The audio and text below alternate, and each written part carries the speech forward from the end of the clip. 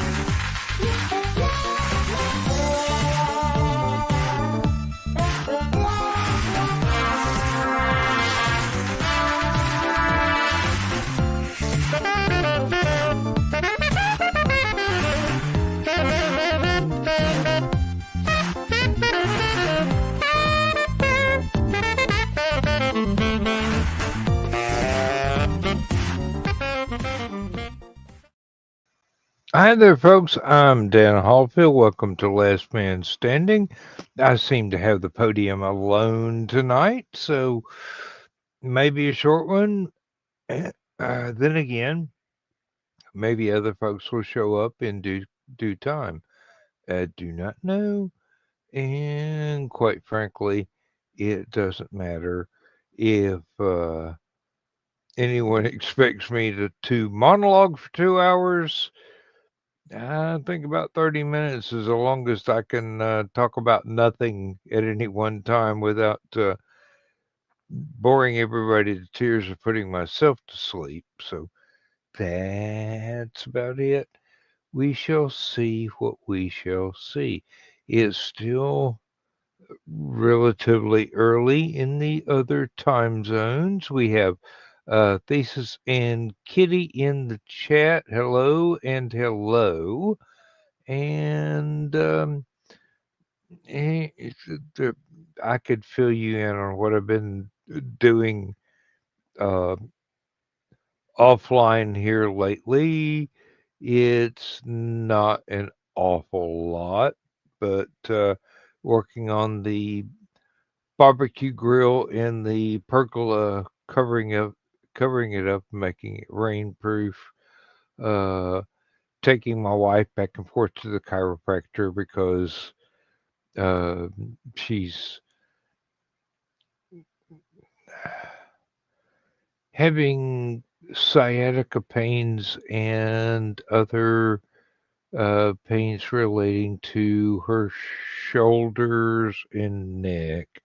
And the chiropractor has been helping her quite a lot. She comes home pain free, but then get home and stress from the dog and the cats kind of throws a monkey wrench into that. But I just stay back here in my room and try not to cause any stress whatsoever. So I'm not causing her any pain. Um let's see. I'm almost ready for the first fire on the cast iron stove. I keep wanting to just go ahead and build a fire in it even if I just fry some bacon and scramble some eggs, just to go, hey, I'm using it. But today was entirely too windy for me to get out there and try and maneuver full size sheets of plywood for shelf enclosures in the wind. I was afraid I would get airborne. I was told to ask Foxy about becoming airborne from trying to maneuver sheets of tin or sheets of plywood or whatever, and I'm going. I'm not sure I have the right to know that information. Um, Sounds like a good time to me, except for trying to stick the landing. And I've got some I've got some firewood ordered. It has not been delivered yet, but basically it's two pull behind wagon loads, which should be about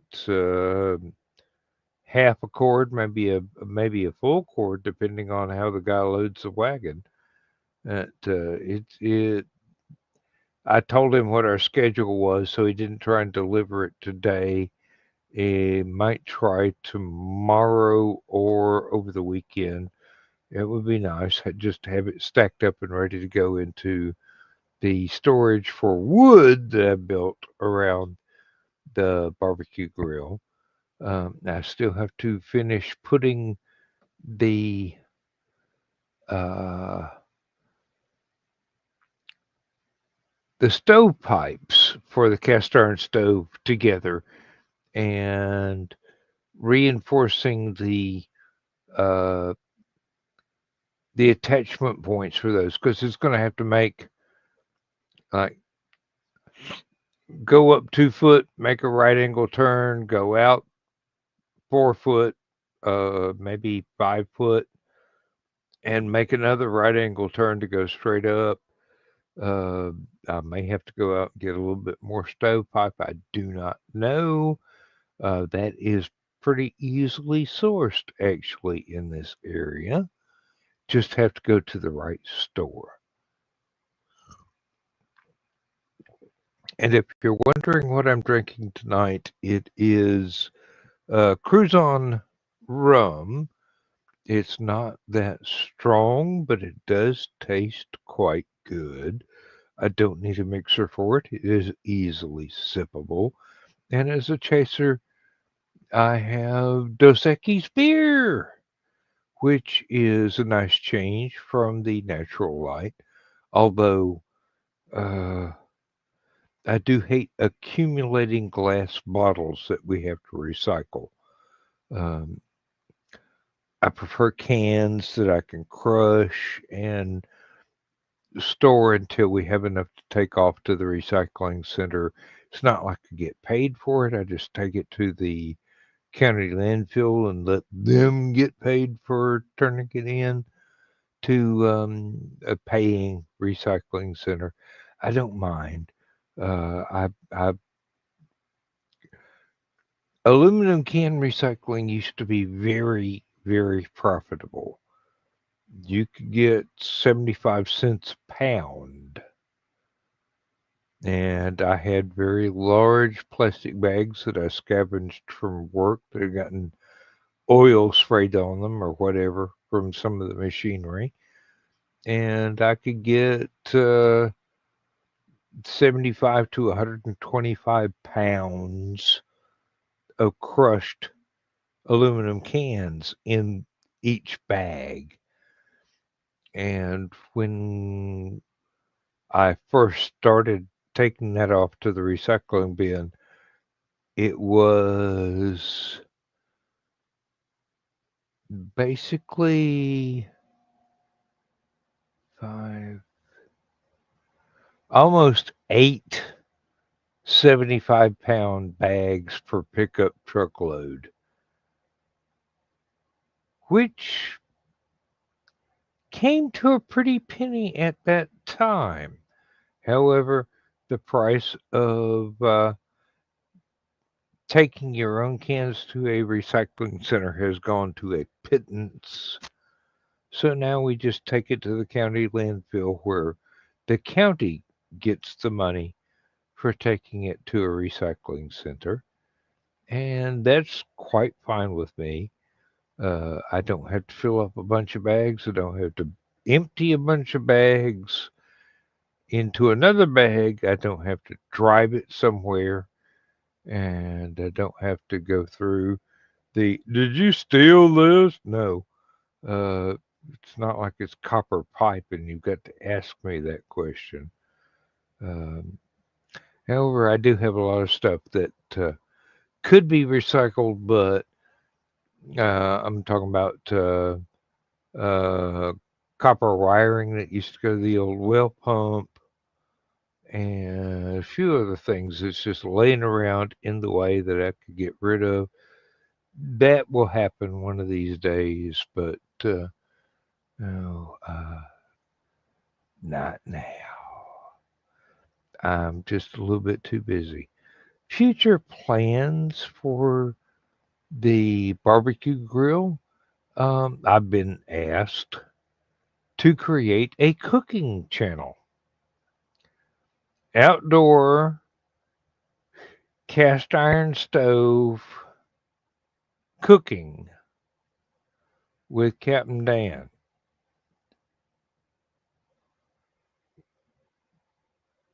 I've taken it under consideration.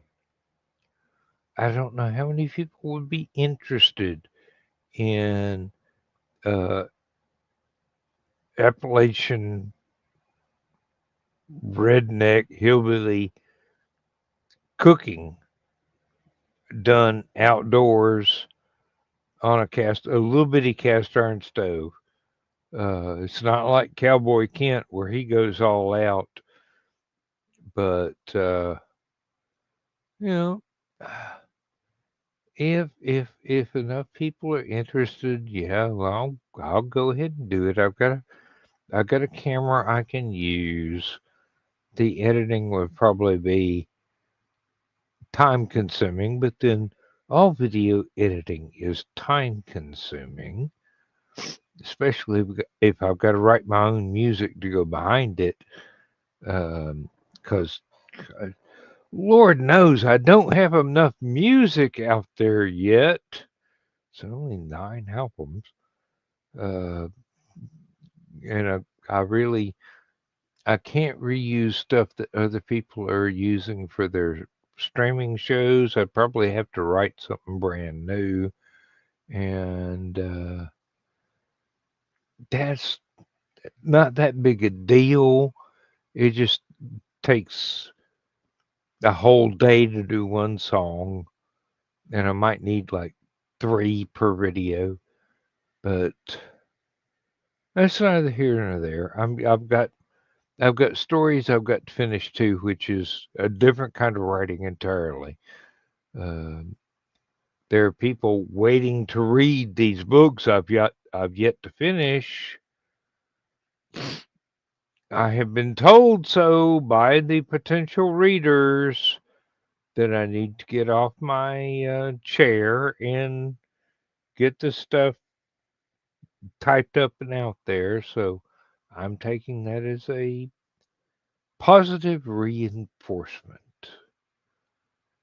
Now, other than that, uh, working on the pergola for the barbecue grill has been a nice exercise in reusing skills I learned from drafting classes in college, planning things out, trying to get the steps lined out so that I don't do the second thing first or the fourth thing first, and then have to go back and tear stuff out because I did it before its time. I started to say prematurely, but there'd be a lot of childish laughter in the background if I said that. So, yeah, need to get everything in the right order of importance and necessity. And then we will proceed on that basis. And if you know George Carlin, you'll know exactly where I stole that line from and which routine it was. But I only steal from the best, and George was one of the best. Now, aside from that, let's see. I've still got materials to start repairing the living room, dining room, and uh, water heater closet floors so that any future water leaks or anything else will not damage them in my lifetime. After I'm gone, somebody else's problem. Uh, but while I'm still here, once I finish the work, I won't ever have to do it again, which would be a first.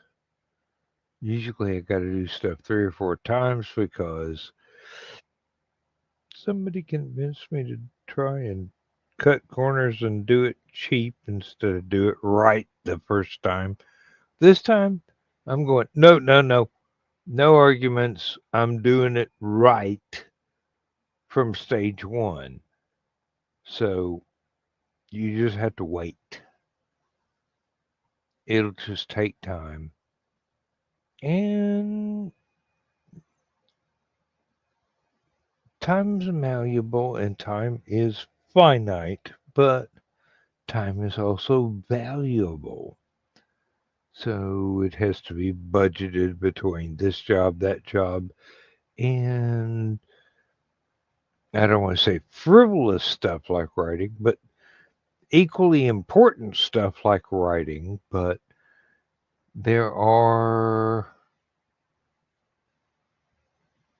things to consider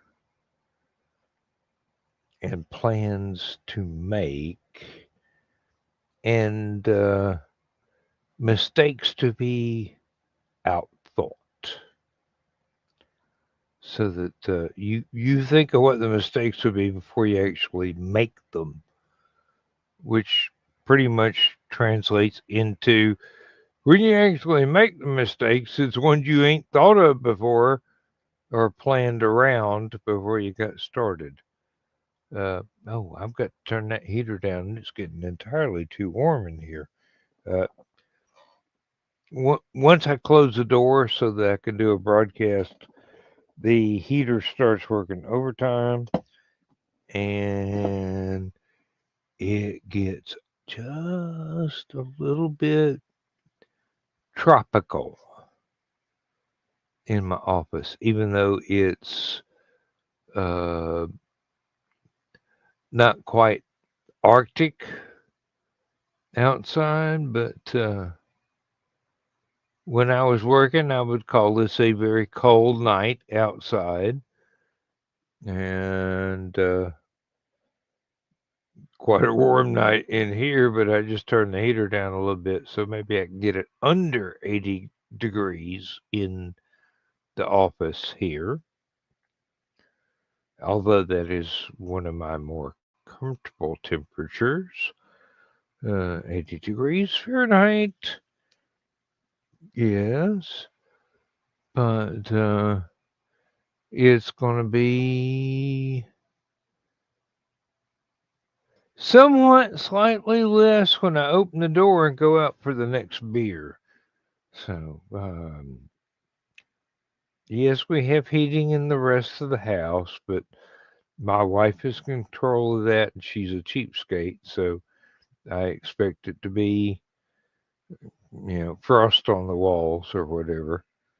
Because she doesn't want to pay electric bills. And I'm going, I paid the electric bills. Can we please be comfortable?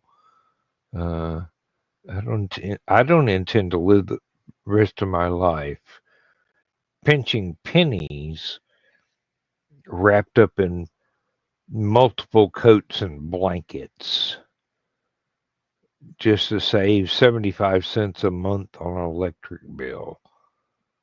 I mean, seriously.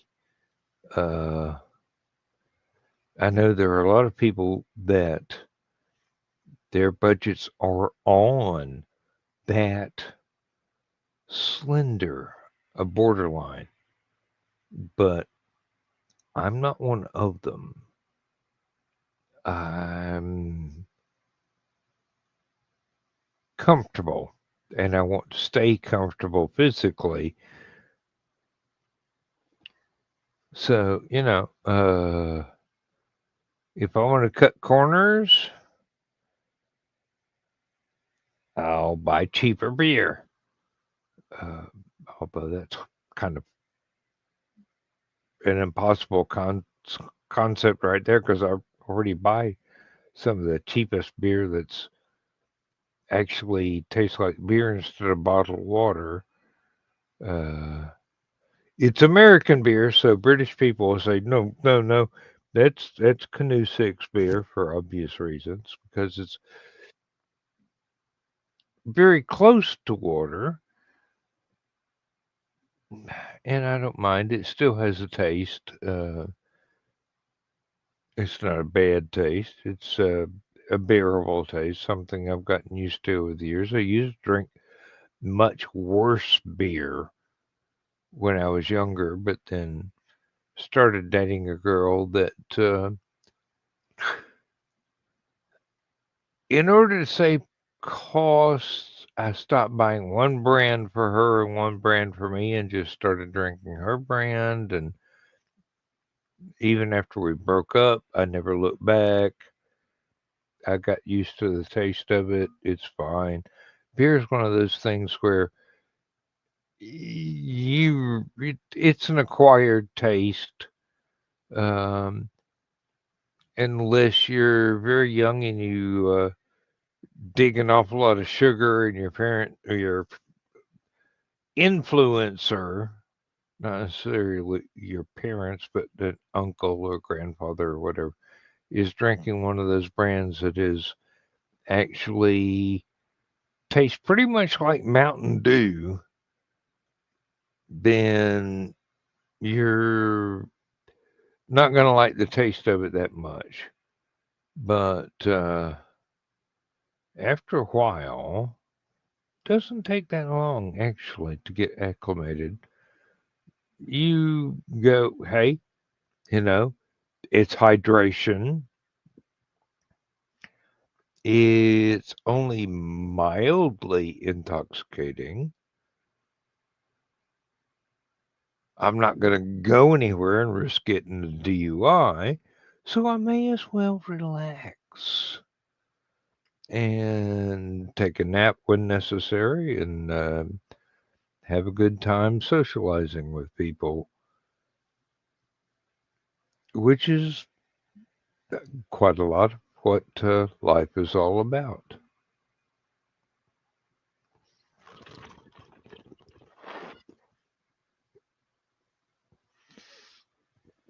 Chris, thesis, correct me if I'm wrong, but um, learning how to socialize safely is one of those challenges that everyone has to face, and quite a lot of us come very close to mastering before we get comfortable enough to really take the extra step to open up to close friends and be really comfortable in a social situation. Uh, some people will just open up and be comfortable in a social situation with complete strangers. I do not comprehend that level of lack of paranoia, but I know lots of people that do. So, you know, these things are possible. Um, However unlikely. Let's see. I need to go to the fridge and get Another glass bottle beer. It says there's no one here but me. I think I will play one of my uh, intermission video. Well, actually, I've only got one that I haven't deleted. So, yeah, Aphelion advert is way too short. So's the Porky Pig, which I'll just do this one, and I'll be right back. Oh, Richie's here. Okay. Well, I was gonna run to the beer fridge, but I feel awful about leaving you in charge while I run down the hall and take the chance of being distracted by my wife, who might want me to do something, even though she's probably in bed by now. Oh, actually, that's the reason I popped in. I'm like, he's solo. He needs to run the beer fridge. Someone needs to run interference while you do that. Well, just to make you feel better, and please don't leave while I'm out, I'm going to go ahead and play the intermission video anyway because I kind of like the music that I wrote for it. Right. And I never use it most of the time, but it's a 3-minute pause in case down the hall includes more than the kitchen. So we'll be back in a few. And thank you very much for popping in, Richie. I didn't expect anybody else. I mean, I was going to give it another 3 or 4 minutes and then close it out because, hey, there's only so long I can monologue and not bore everybody to tears, which I probably passed about 27 minutes ago. Uh, I'll be back in just a little.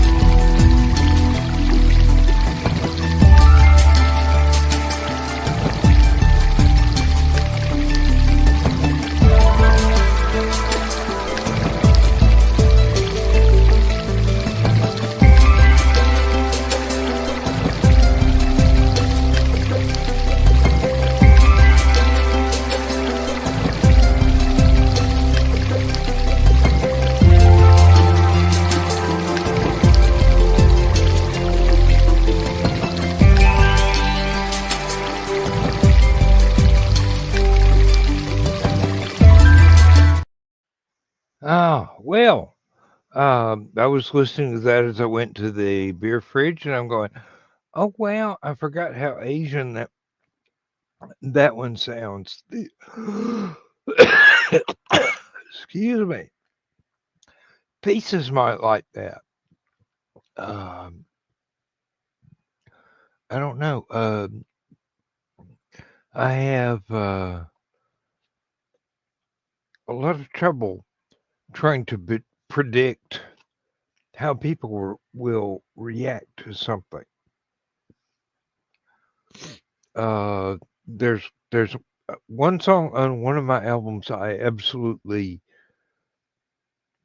dislike, and a lot of people seem to think that's the best thing on the album, and I'm going, have you listened to the rest of it? Uh,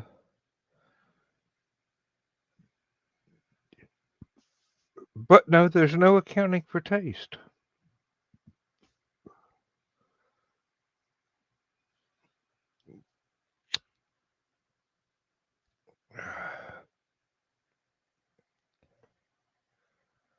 Uh, Joe Dog says my strategically lighting cigarettes and pausing to let somebody else get a word in edgewise is very Nor as far as filmography is concerned. I'm going, I can't help it. It's not like I have the Tonight Show Orchestra on standby. As much as I'd like to hang out with Doc Severinsen and find out where he buys those pretty coats, uh, or find out how Tommy Newsom managed to stay awake when he looked like he was about the most laid back guy in the entire music industry. Uh,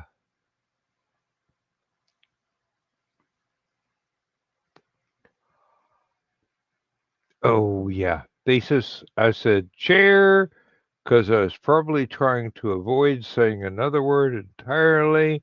And Chris is pointing out that, yeah. And one of the biggest issues with homeschooling is a lack of socialization. Yeah. You need to learn how to be around other people. Yes, that is entirely correct. While you may wind up with a far better education than in public schools if you are homeschooled, the socialization skills are really going to be. Oh, Misty, Love you too, Misty. Dance us out. I love her too. And he says he loves you too. Love you. Misty is But really sweet. You are one lucky man, I tell you. from what I can tell, the difference between, Lindsay and Misty are a couple of years and a continent. That's about it. Well, two continents, but yeah. Uh, Yeah. yeah, two cultures and a couple of years. Let's put it like that. 2.5. Well, Lindsay's very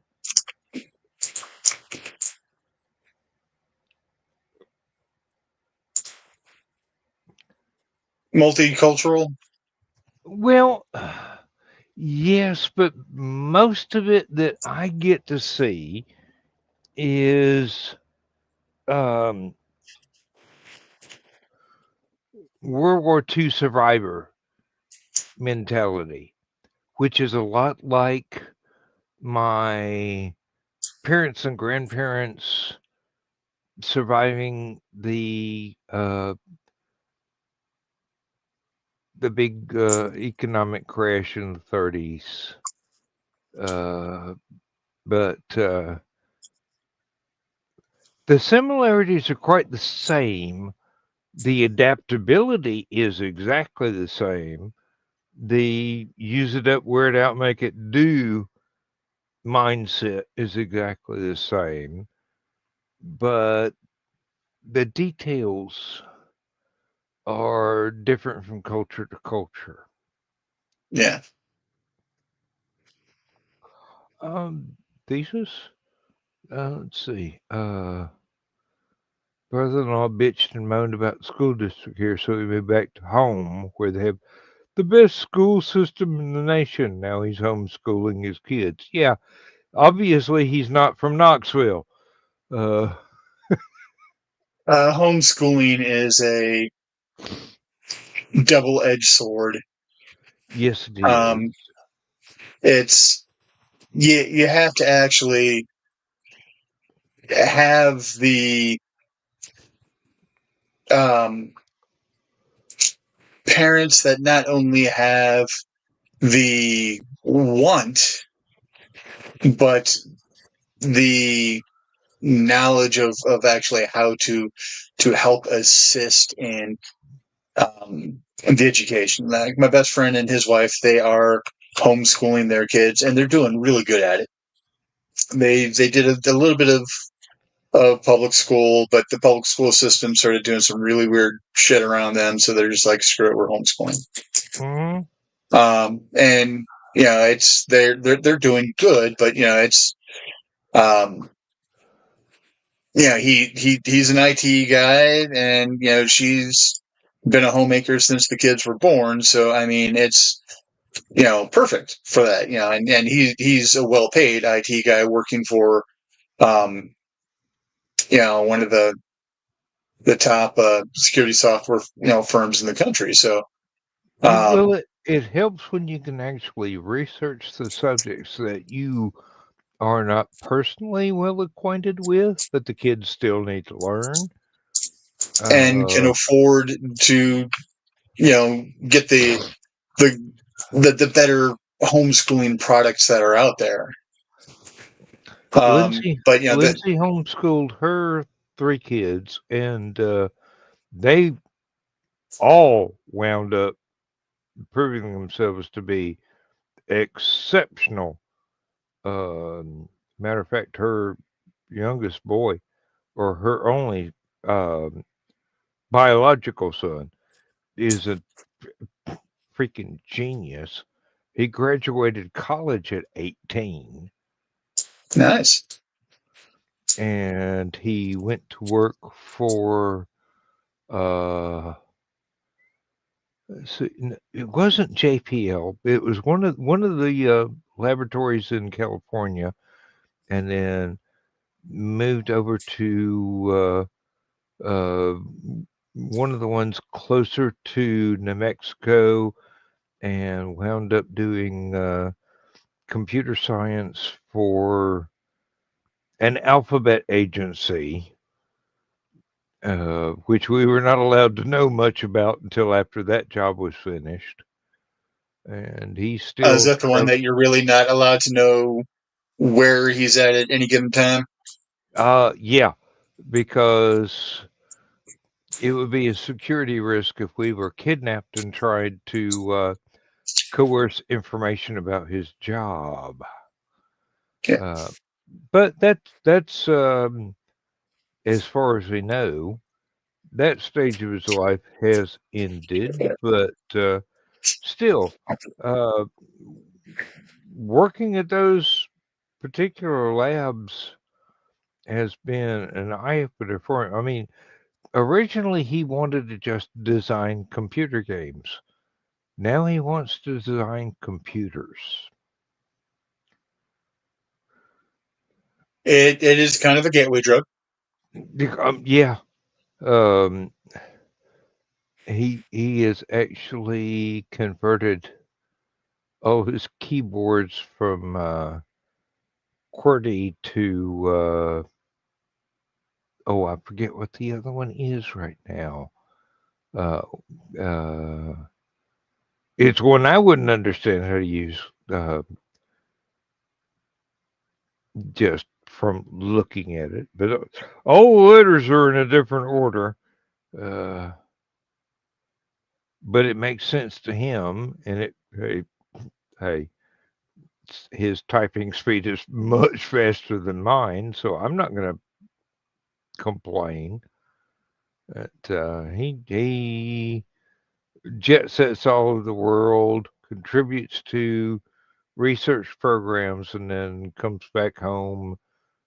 He at let's see, he's about 25, maybe 27 by now, and owns his own home in I think it's in Albuquerque, I'm not sure. Beautiful place. I love Albuquerque. I absolutely love the grid pattern that everything is laid out in. It's so easy to navigate, You just especially got to for remember to take a somebody. left there. Yeah, well, um, it's only if I'm going south. If I'm going north, I need to take a right. Uh, Only if you're traveling by underground tunnel. Should have turned left at yeah, Albuquerque. I Sorry, got the ref Bugs Bunny. I got the reference, believe me. But I'm just going, ooh, I'm thinking in 3 dimensions. That's not going to help Richie's joke. Um, Not much is going to help my joke. I'll admit that. oh,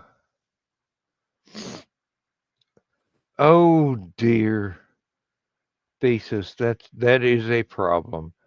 Problem is he's a moron and his wife isn't much better, so I'm not terribly enthusiastic about either one of his them trying to teach kids. Uh, My Fortunately, ex psychopath was homeschooled, and she did a good job educationally. The three of her siblings, other people did their homework for them, so they never really got the they education that they needed to. they never really got the challenges needed to learn. And then when she went to college, everything was the professor's fault. And it's like, no, this is how you're supposed to act and do things in the real world. Hmm. Um, it's the professor isn't holding it against you. The college isn't making you do this because you were homeschooled. The college is making you do this because you need to have this kind of proficiency in this kind of math in order to be able to go ahead and take the math you want to take. So you're going to have to take a couple rounds of remedial shit. Yep. Um, I ran into the phenomena where I was exceptional in high school, and when I got to college, I was merely average. Because college is where the really exceptional people from all the high schools went for higher education. That did not trouble me at all. I just worked harder. Um, I wound up learning a lot, not only academically, but a lot more social skills in college than I had learned in high school because I was kind of, uh,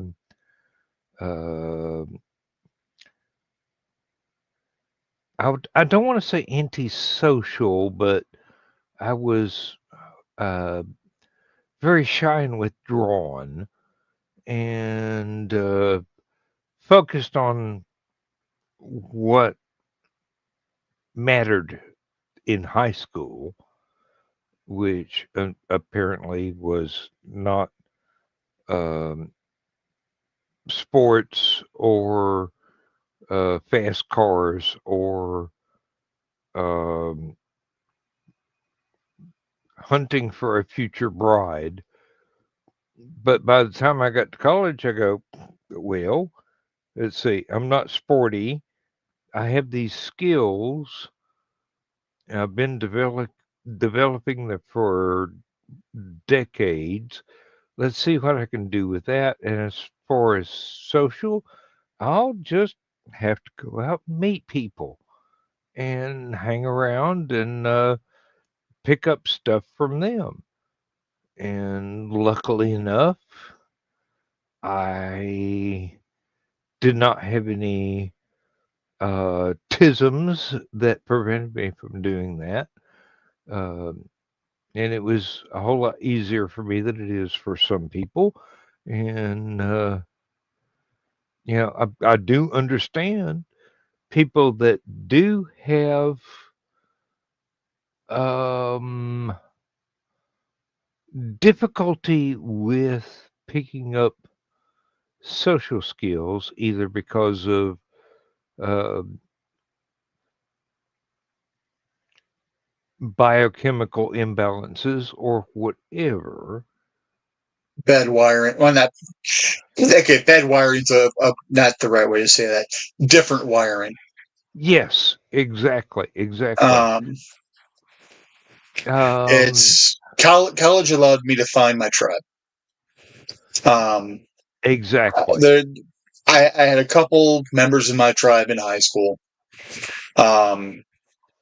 Nick's nephew was one of them. Um,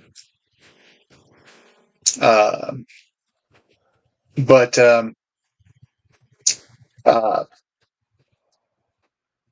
Well, the hardest part was different differentiating between members of your tribe and people that were almost there but were highly pissed about certain social things that they just couldn't figure out how to do and were excessively snarky towards the people that were naturally good at it.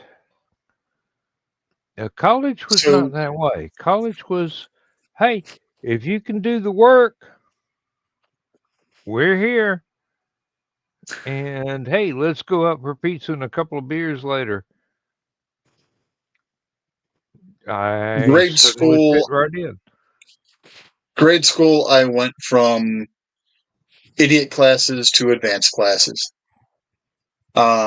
And well, I was in the advanced math for the first few years, and then my dyscalculia kicked in because then too many digits were getting involved, and then things were changing, and 12 and 21 both make sense looking at the problem. The Mm, difference is 12 and 21 gives you totally different answers. So I went from the advanced math to the remedial math. I learned how to speed read, so I went from remedial reading to the advanced reading, because my reading comprehension outstripped everyone else in the grade, because with the way my brain worked, I had the perfect storm of early education, um, educational setbacks, that just powered off of each other. OCD and ADD.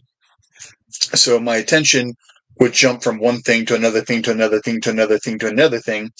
But the mild OCD meant I had to have a pattern. So it would just snap back to the very first thing. So basically, the human memory usually takes 5 to 10 passes on something before it starts latching on and becomes a memory. So just by the way my brain worked, I was looking at these things and going over these things 10 times in the time that a normal person went through it once, because of the ADD and the OCD. But I also learned to speed read because with everything else, I was dyslexic. So sometimes it took 10 passes of reading Jane Goes to the Store before my brain went, oh, Jane went to the goddamn store. Okay, I was in third grade. Jane went to the gosh darn store. But as soon as able to do that, everything stuck better in the time that it would take a normal person to read it once, and everyone thought I was just reading it once, but I was reading it multiple times so that I could actually But get you through were all the reading comprehension things. you So were reading everything it started much sticking as a faster memory. than they were. Yep. Speed reading was a class in my elementary school. They showed us paragraphs of something on a screen, and most of the sentences were blacked out except for limited number of words, and it would flash along through there. So you would get parts of a sentence and try and make sense of the entire sentence. You had to be able to remember the earlier parts in order to get the entire puzzle. Naturally, I've been fairly decent at puzzles, but this was a school system that is trying to train people to be scientists at Oak Ridge. So it was very good. It was geared towards the machinists and physicists and their children who lived in the area that quite possibly would never leave the area in their entire life because that was in the very, very early 60s, and that's the way life was back then. But they gave everybody those comprehensive tests that the military uses about every other year. And by fourth grade, I think, they had divided everybody up by their reading levels, which was kind of weird, but it worked for me. I don't know how it worked for people that couldn't read as well as me because of my natural interest in science fiction and whatnot. I got a lot of advanced knowledge outside of school, and my recreational reading was somewhere in between devouring each month's issue of Reader's Digest and going through my mom's copies of Paradise Lost. That's nowadays I see what kind of a mind twister that was, but back in the day, that was what I had. You put written words in front of me, and I spent time reading them. Didn't matter if it was comic books or big little books or stuff that I should not have been able to understand at that age, and probably didn't the first 10, 15 years until I had enough emotional maturity to be able to go, oh, no wonder Mrs. Milton thought Milton was boring. And then there were a lot of other stuff too. There were books on mythology from across the world. There were books written in a more humorous form to try and engage children my age into learning popular U.S. folk characters and things like that. There were religious tracts. There were,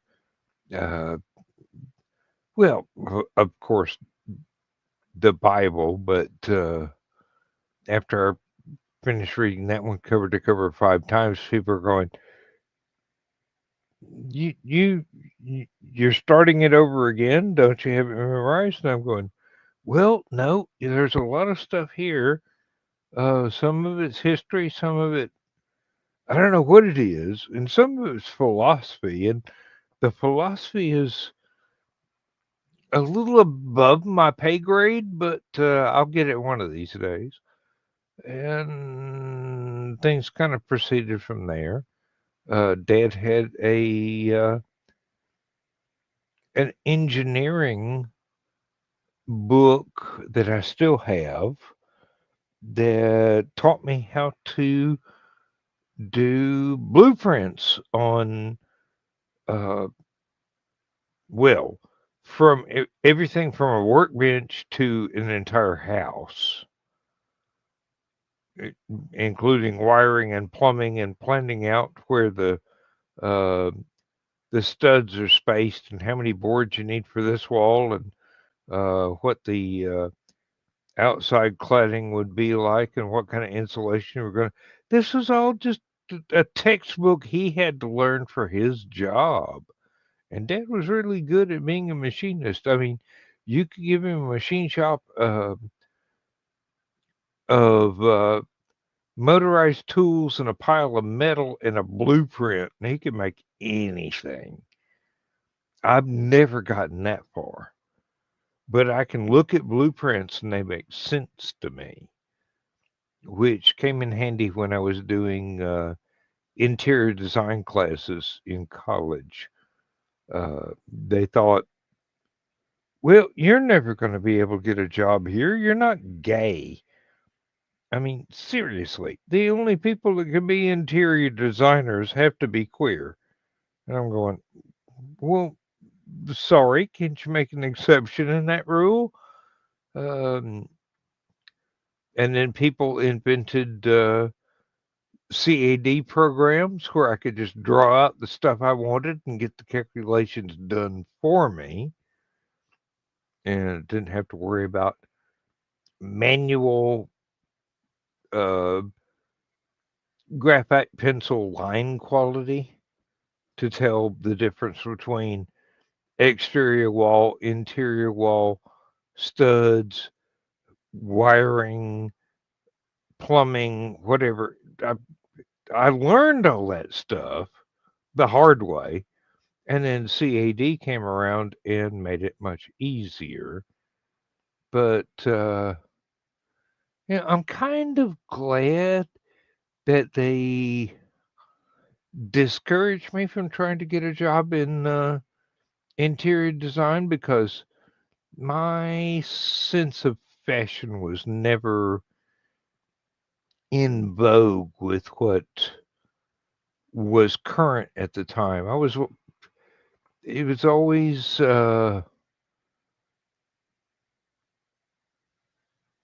antiquated. I wanted to do things that were designed like the 1920s, the prosperous part of the 1930s. It's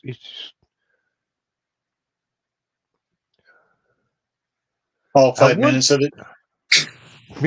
well, um, in between the Great Depression and the beginning of the war, yeah, um, might have been a year or two, but in architectural design, that's when um, a lot of revolutionary stuff came about, which I'm still not comfortable with a lot of the things that have since become uh,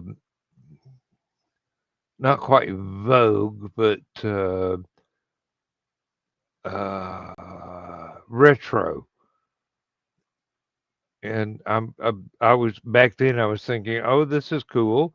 You do this wall this way. You put this kind of architrave on that. You put this kind of balustrade on that. You build this kind of library, and um, you got a kitchen with a divided wall, so Daddy can see the nightly news from the kitchen table, And you don't have to worry about him going and sitting in the lazy boy and falling asleep before he finishes supper. They didn't quite like that philosophy in the drafting classes. It's all supposed to be Windows, Windows, let in the light. And I'm going, that's fine. Where I is mean, there? go figure. And your love of steampunk, the retrofuturism, probably really came through in a lot of the stuff that you were probably doing for class. It did. It did. Although I'd never put brass pipes on the walls and steam valves everywhere, but I should have. That would have really given them fits. Uh, had one art teacher that goes, "Oh, you're one of those," because I was doing sci-fi story illos for classwork. Larry Niven's Ring World, uh, Star Wars: The Trench Battle. I actually carved that in plaster of Paris. Oh, Yeah, I was impressed. Professor looked at it and go, "Oh, fuck. I'd hope we'd never have one of those." Of course, I also had another art teacher that was into the absolutely abstract, only blots of color on a 5 by 5 foot canvas. all right. We're talking blots of color like Monet, tiny little ones, or are we talking blots of color like Jackson Pollock? I think it was more like Jackson Pollock. Well, what he would do is he would spread uh, huge blobs of acrylic on a canvas that would just barely fit into a bathroom, set it up in the shower, and run the shower until the blobs went away and the colors mixed themselves on the canvas. Really? It was something I never thought that I would develop an appreciation for, but it was in its own way quite beautiful. It was as if someone decided to try and be abstract and then just set it outside and let nature take its course for 6 months. Of course, it was accelerated being in a shower. And then go, oh, I like the way that green blurred into that blue. That's really neat. It gave me an emotional reaction that I didn't expect from paint on canvas that did not contain a human figure or something. I mean, I'd gotten emotional reactions to uh, classic artwork from the Middle Ages and the Reformation and all up from there, but um, abstract did not really connect with me until I saw his completed work. It didn't hurt that he had um, REM and the B-52s doing the music for his art show when he decided to do one. And he what they did was they made up a chart of different numbers, everything like something for a D&D game, and they would roll dice and flip playing cards to find out what settings to put into a synthesizer that was hooked up to a guitar that was leaning up against an amplifier with nobody playing the guitar. And modulations of the feedback became the theme music for the art show. And I'm just going, I just met the B-52s. My God. Uh, I'm not sure I would be able to stick around in that setting for very long. mm, it was not loud. It was not jagged sounds. Was it high and persistent? It was almost Brian Eno's level of uh, uh, what is the term he used? Damn near unnoticeable. Uh, oh, I'll have to look that up. That's ambient. Ambient. I don't have to look it up. I finally remembered it. Um, that's what he termed stuff that is there, is persistent, changes noticeably, but is almost entirely background. It's almost entirely tinnitus. Yeah, I would have to leave. Well, you wouldn't have noticed it, really. If it was almost tinnitus, it would probably exacerbate my actual tinnitus. I thought exactly the same at the time, and that was after I'd been in garage bands. Um, but no, some of the combinations of dice rolls and card flips turned out to be atonal. But as soon as that happened, they'd go, got to change this, and go to another dice roll and another card flip and change the settings on the synth or turn the volume down on the guitar. So the feedback was not as. Okay, so if they were taking care to do something like that for when it got um, a little much, Yeah, then yeah. it was like a cross between elevator music and hold music, but not as aggravating as either. It was just kind of ambient, gentle,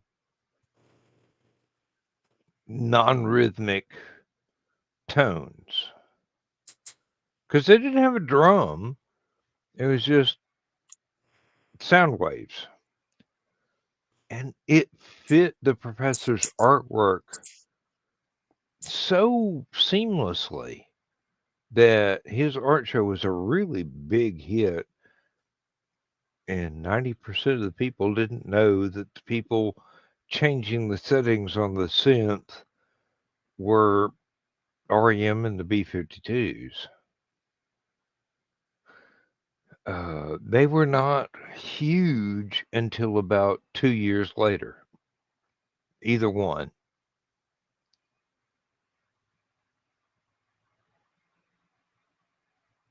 Athens music scene is really diverse and has changed,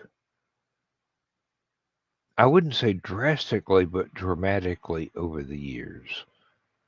There's been room for almost every style, and people have appreciated all of it. And different mixes of both. I mean, there were 200-year-old houses that were throwing keg parties in the backyard and in the house and on the front porch, and You didn't know who was going to be there doing the music, and you really didn't care because it was a party and beer was free, and you were a teenager. As long as you sobered up before you got in your car to drive home, everything was fine. And believe me, there were a lot of teenage romances cemented at those non-frat parties. They were in the same neighborhood. They just weren't fraternities. They were just people that were renting these big old ancient houses and wanting to have a nice weekend party.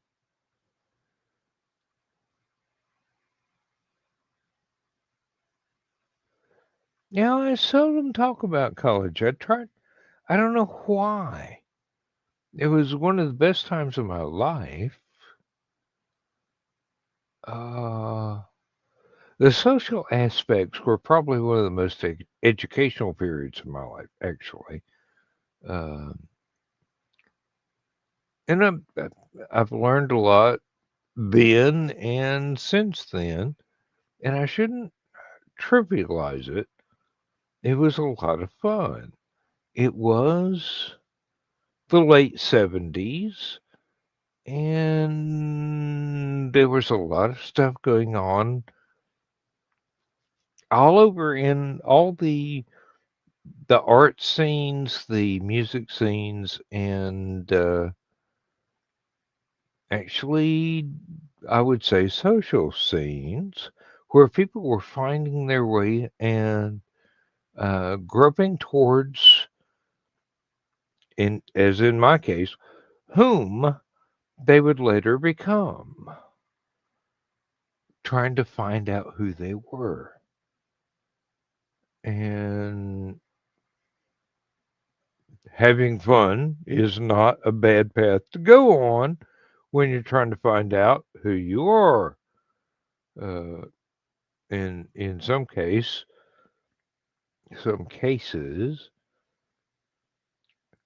at a party, finding out who you never wanted to be again was a good thing. I One party I spent half the night trying to talk one guy down because his girlfriend got mad at him and they had an argument. He punched a hole in the hostess's wall.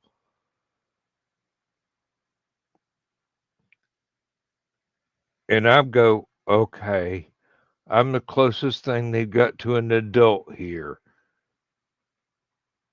Let's go. And I stood there and talked to him for the rest of the night until he calmed down and finally got a cab home. And by that time, it was too late for me to drive home myself. So I called my parents and said, look, had to defuse the situation at the party. I'm not driving home right now. I don't want to put myself in danger. I don't want to get a DUI. Mom and Dad said, that's fine. We're glad you called.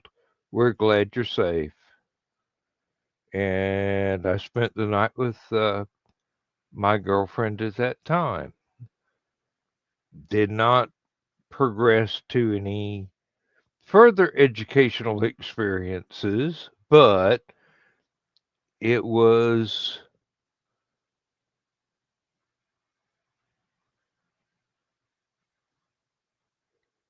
emotionally rewarding for the level of honest intimacy that just holding one another at that young age was able to endow. Um, I mean,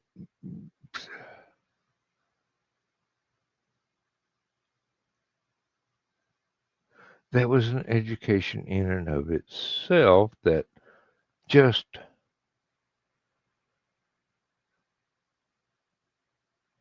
having someone in your arms while you slept at night, knowing full well you were being their protector from a potentially bad situation you were able to defuse, was an enormous reward towards my confidence, my self-esteem, without there having to be any pressure for biology to take over.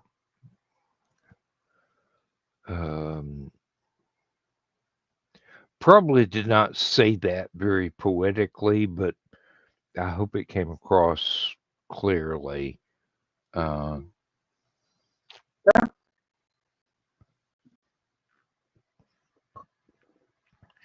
still see her at LibertyCon from time to time. She lives in Chattanooga. She's found her perfect mate, and he is a great guy. I really like him. And she's a sculptress. She was into graphic arts back then, but she does fantastic things. Very, I wouldn't call it steampunk, but the aesthetic is the same. Making sculptures out of what other people would consider to be junk. Repurposed materials. Exactly, but the designs are well thought out and executed beautifully. Of course, she's also a damn good painter. Uh, but she was majoring in designing fonts for graphic design at the time we were in school. Now she's pursued other of her artistic talents, and she's knocking the world over because she's really good at it. And as I said, he's a really nice guy. I like him.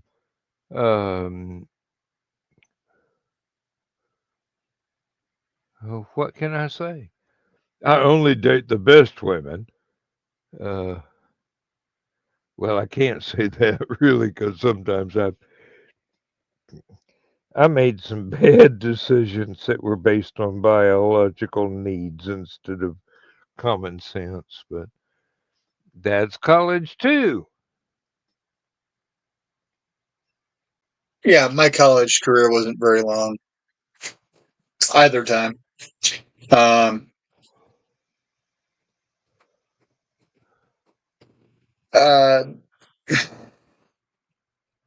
it helped me learn how to mask. In sophomore year of high school, I realized I didn't have to mask to be happy. But in college, I realized I needed to mask in order to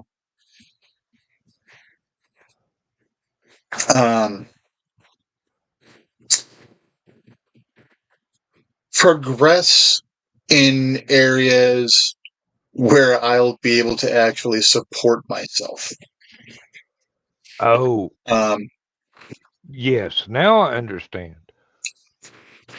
so, it's, mask during the day job and,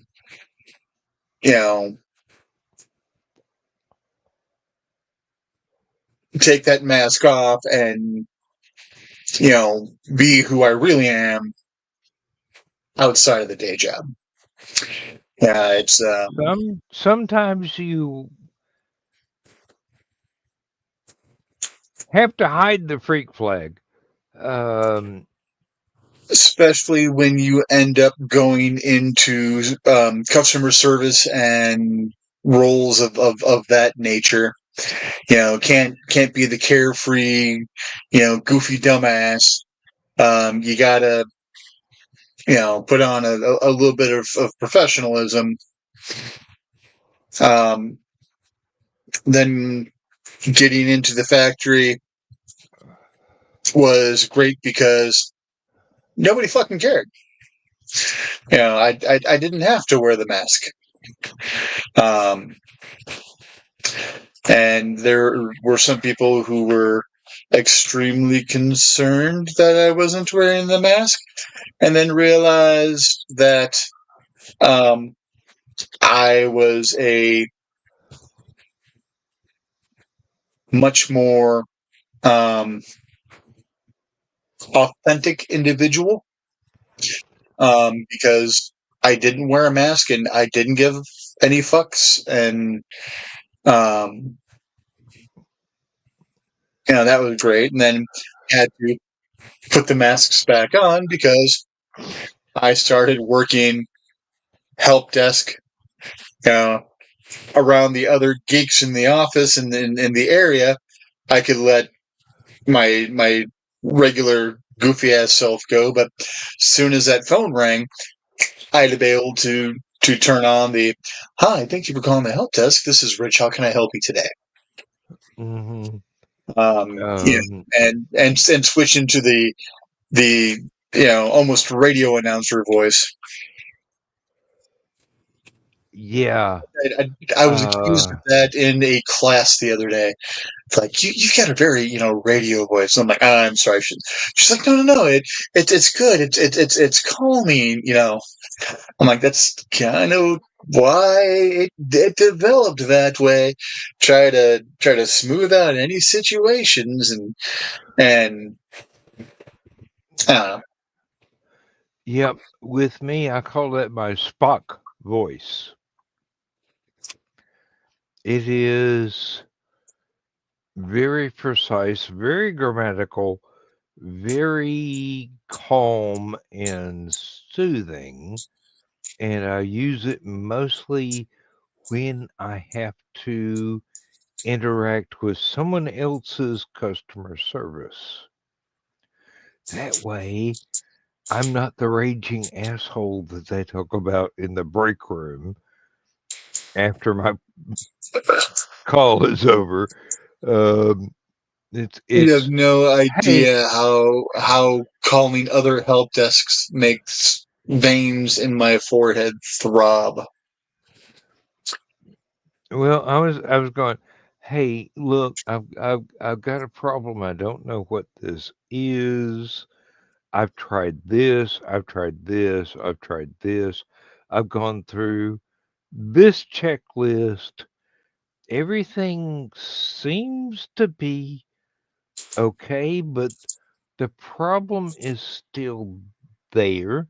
Can you sell me a vowel? Um, just kind of. I was one of the people who call the help desk and they go, "Oh my God, it's him! Thank God!" Uh, and it was only I like twice a year.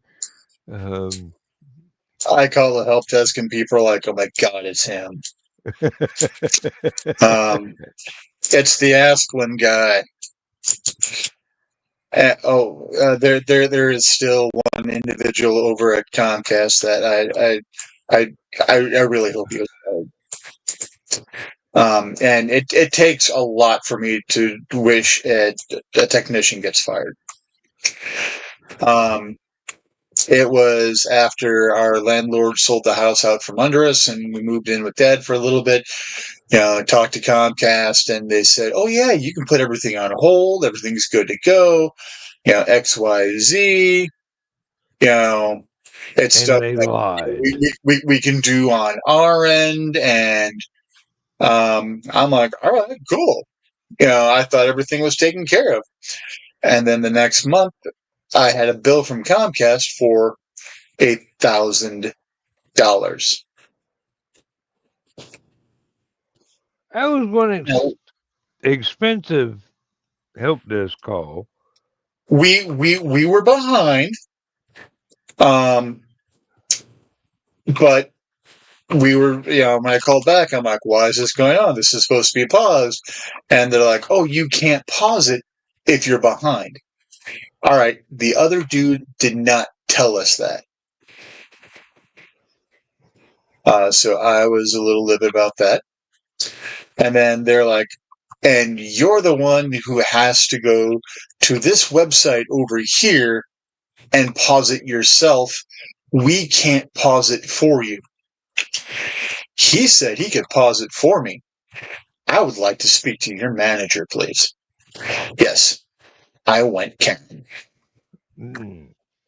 Well, justifiably so.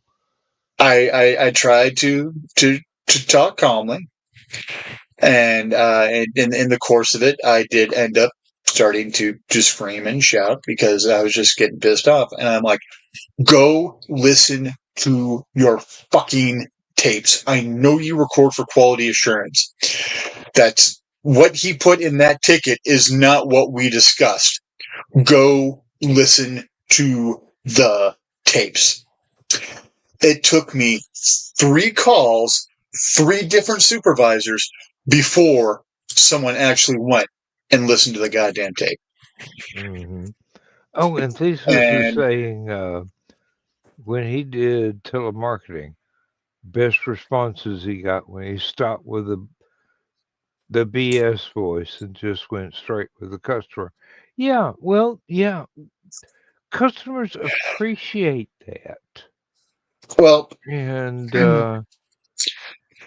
when you're selling, you need to be authentic. When you're trying to fix a problem, you need to try to use, Carl's therapist voice. Yes. You've got to calm people down. You've got to say shit that's not true. And I'm not saying mislead them or anything like that, but oh yeah, it's a wonderful day here. Everything's going great. Oh no, this isn't a stupid question at all. We'll teach you how to not break your cup holder the next time. Although you're going to have to replace the cup holder drive. Yeah, but yeah, I've heard that I one. mean, we've had to play a few games, yeah, but so good. When I've had to call customer service, I tried to be that guy that they were glad to hear from, not, hey, I'm angry and it's all your fault. No, it's not. I'm having I don't start out I'm angry. Stupid. I don't start out angry, but when suddenly they're because I've exhausted their entire script before they've had a chance to say a word. Yeah. All right, I've done this, I've done this, I've done this, I've done this, I've done this, I've done this, I've done this, I've done this. Well, can you did you not hear what I just said? That was item 3 on the list of 7 that I've already done. And when you know more and are doing more than the first level technician is permitted to do, then yeah, and then they don't know where to go and they're stuttering and stammering. I'm like, kick it up to the next level.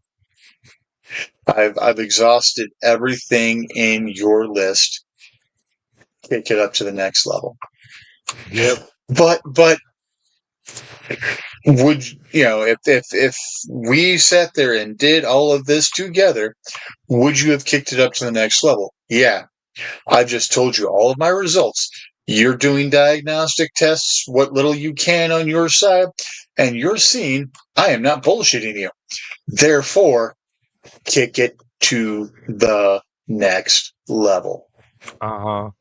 This is a problem beyond your experience and training. And it's no reflection on you.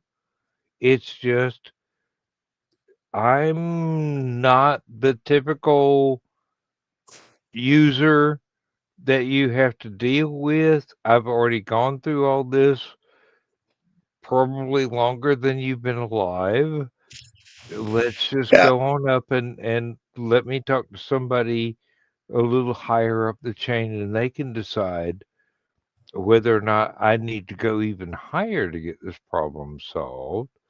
Oh, and Thesis is saying doing surveys over the phone. When I answered the call with a smile, people hung up, bitched me out, and other not so pleasant interactions.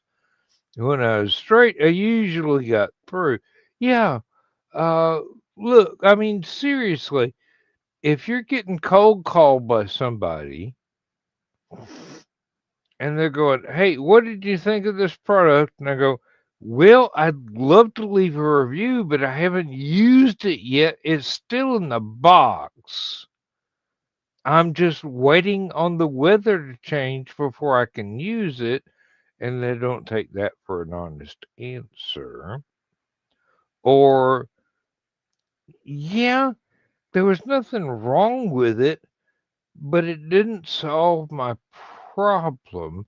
I think I misdiagnosed the error that I had. Maybe there's something else I need to do, and then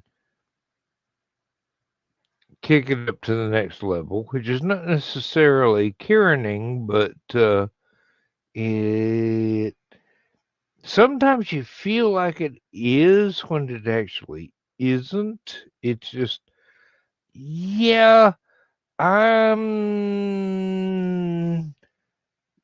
yeah. I don't I'm a consider little me. above your pay grade. Can we bump this up to somebody that's more conversant with this kind of problem? Yeah, I don't consider that caring when I have to do something like that. Yeah, Well, it I- can be depending on your manner. If you're not polite about it, it if well, you're not polite about it, it can definitely be Karening. But if you're going, look, I've tried all that three it's not times necessarily already. not being polite. I mean, I'm not being impolite, but I'm not trying to invite them out for drinks later either. It's like Mm. I've got to get this shit fixed. This is what I've done. Can you know? Is there more in your script we can do, or does this have to go to level 2?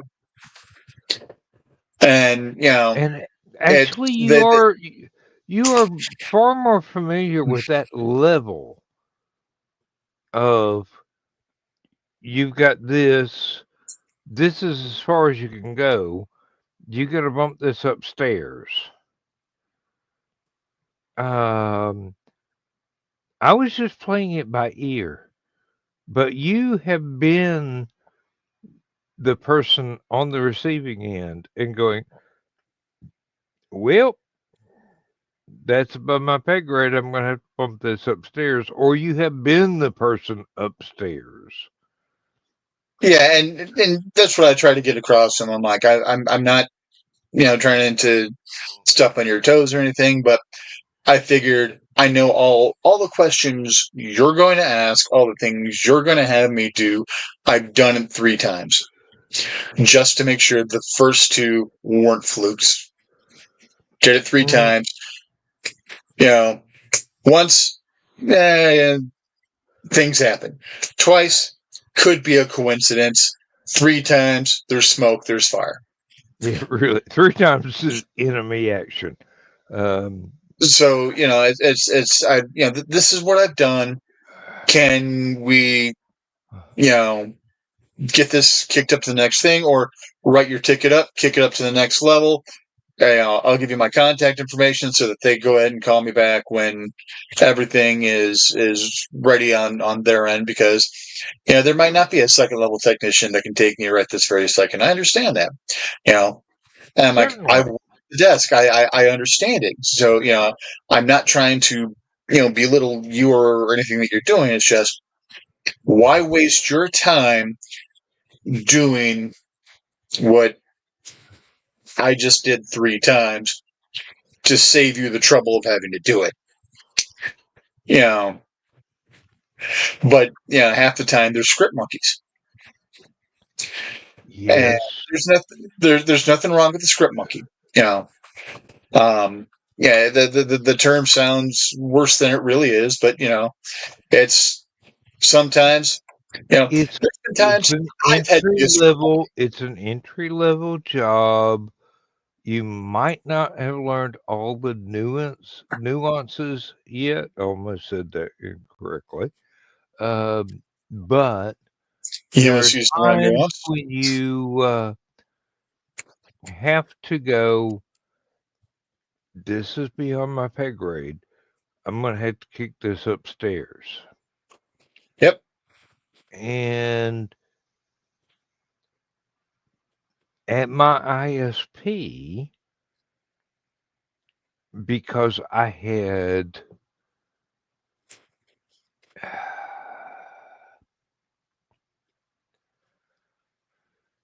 one of my staff who was part of their staff, and they gave me the direct line to about stage 3. And nowadays, I just call her and I say, "Hey, this is Dan." And they go, "Oh yeah, how you doing? You've been one of our customers for, oh my God, almost 30 years now. What can we help you with?" I go, "Well, I've got this problem. I've tried everything I know how to do, but I can't solve it. Can you direct me to somebody that's savvy enough to figure out what I'm doing wrong and polite enough not to make me feel like an idiot?" And she goes, "Oh, well, um, let me connect you." Boom. I've got help desk on my level, which is, decidedly lower intermediate, not I write code for a living. But, Now, I admit I cheat. If I get and find numbers that allow me to bypass the normal you know lower entry level desks and stuff like that, I've got customer retention on my phone, so that if I call and my first attempt through regular support is not going the way that it should, all right, end this call customer retention, and go, all right, this is what's going on. You know,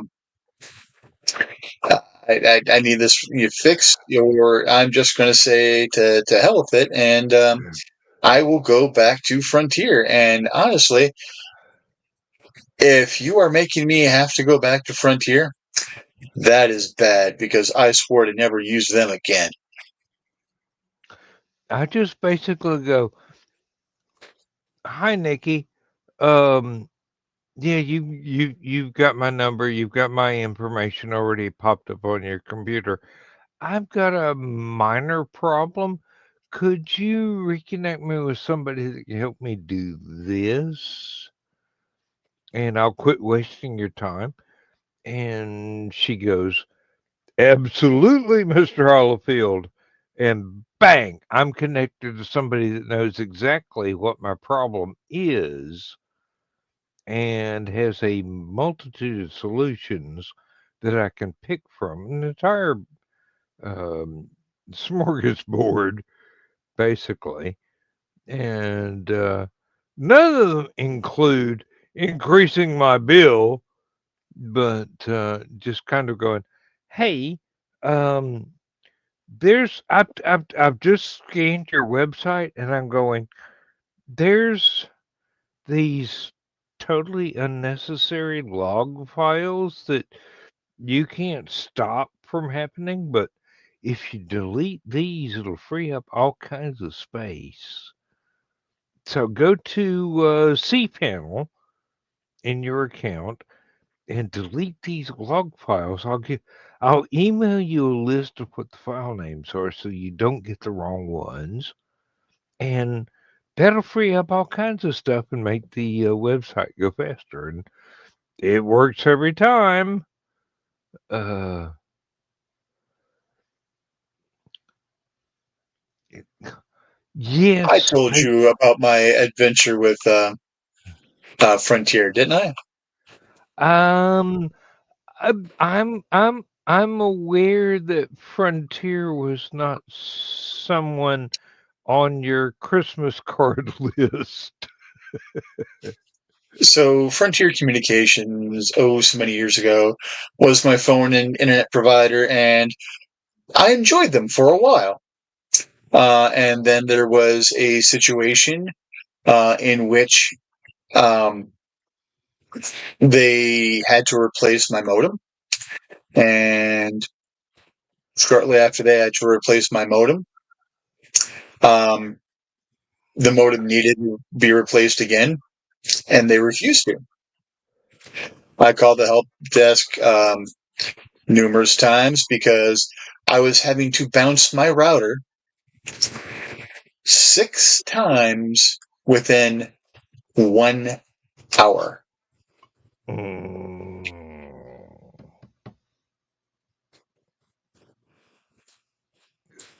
Bouncing I, a router once a day, I can handle. I'm fine. Yeah, shit happens.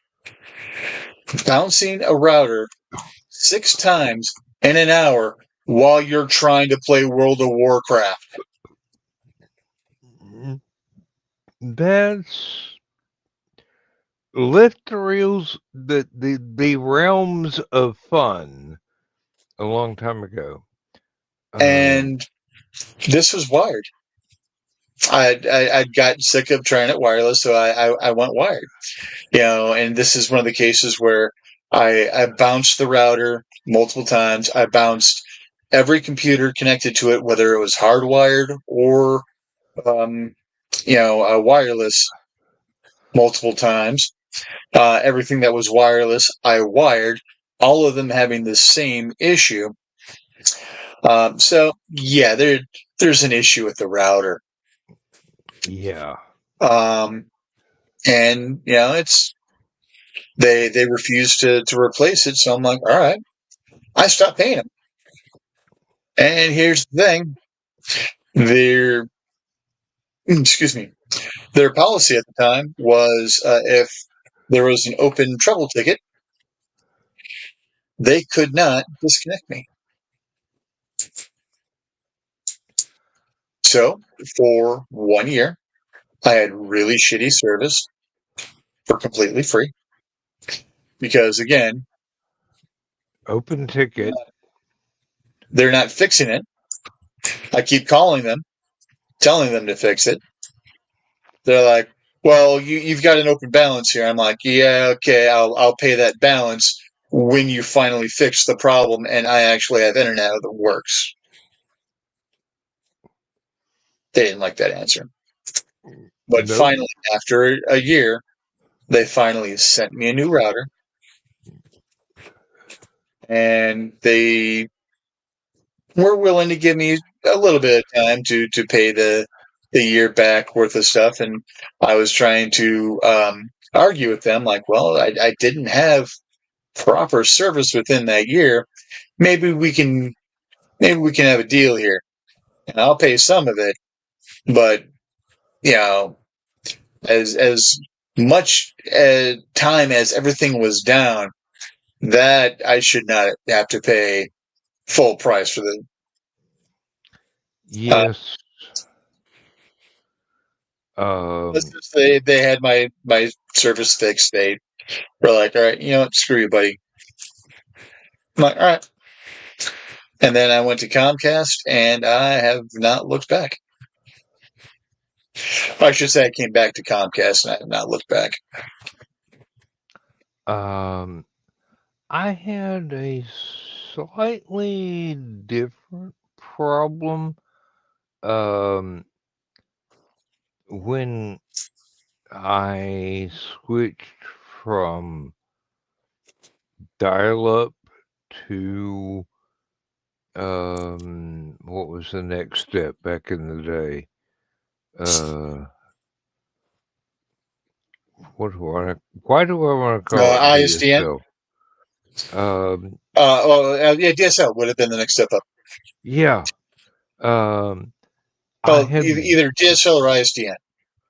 I had bought my own DSL router, and then when that got struck by lightning many years later, guy came out and go, well, here's your new router, and cut the power cord for the adapter to the DSL to plug it into the wall.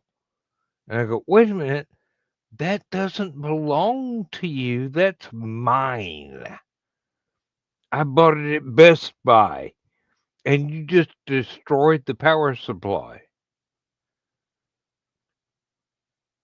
And they're going, fuck it, don't care. You weren't home, your wife approved. I'm going,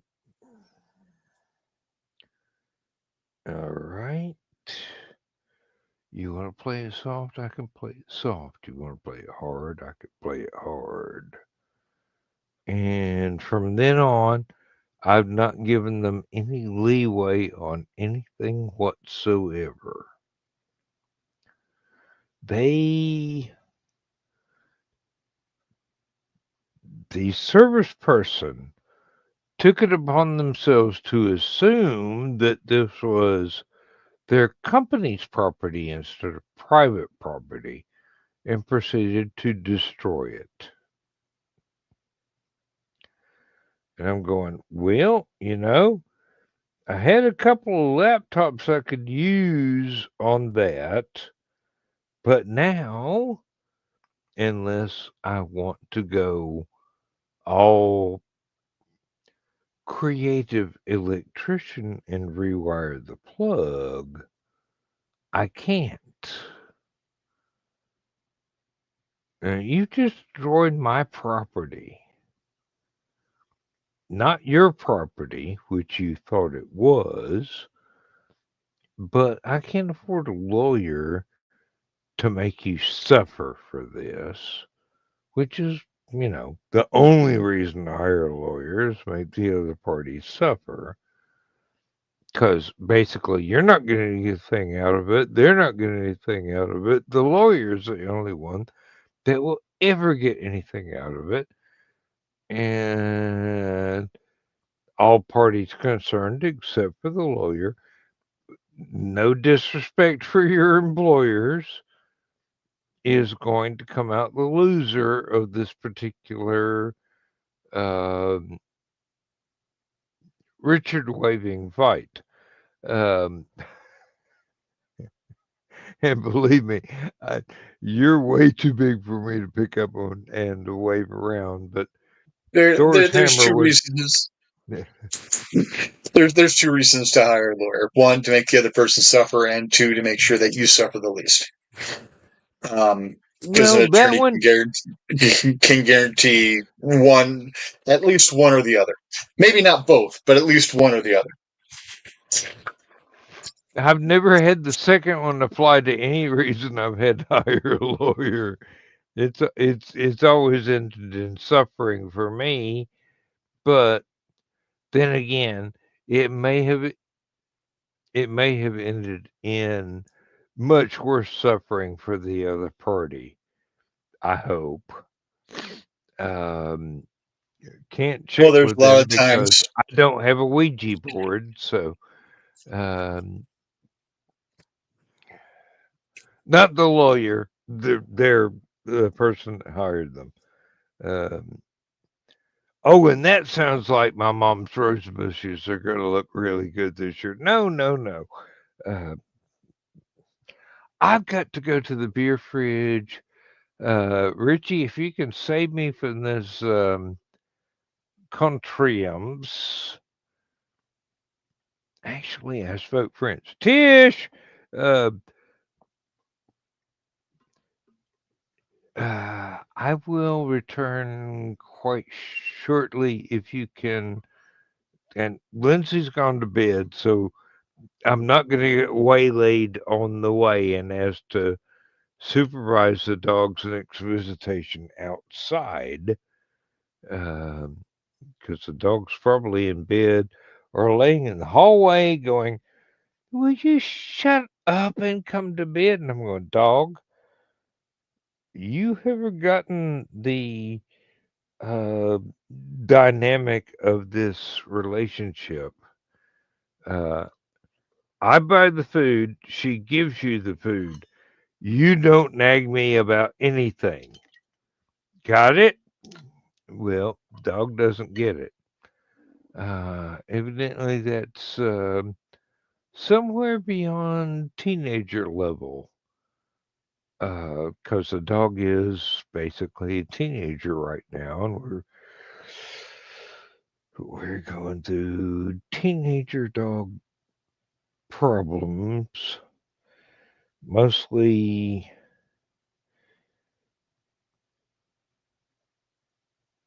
not the green room.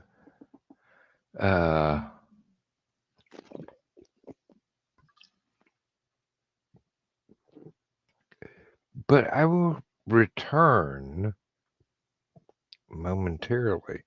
I'm really surprised I haven't had to make a dash down the hall yet. Evidently, I am dehydrated. I'll pay for that tomorrow. Oh, God, it's like Tony Stark trying to take his helmet off. That hurt. All right, folks. No,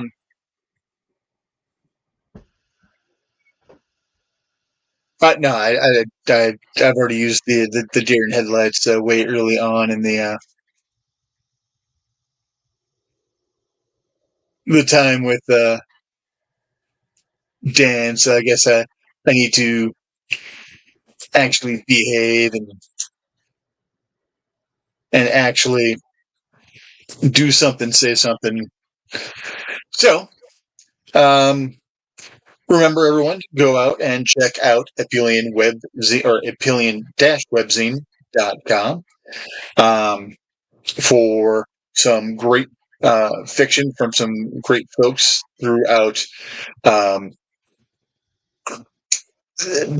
past 27 years, I believe it is now.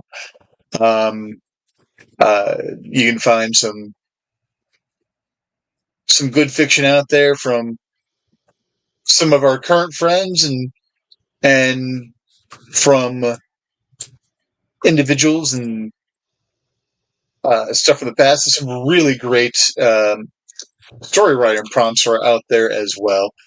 Just some really great thought-provoking and scene-provoking things that I've used throughout the years.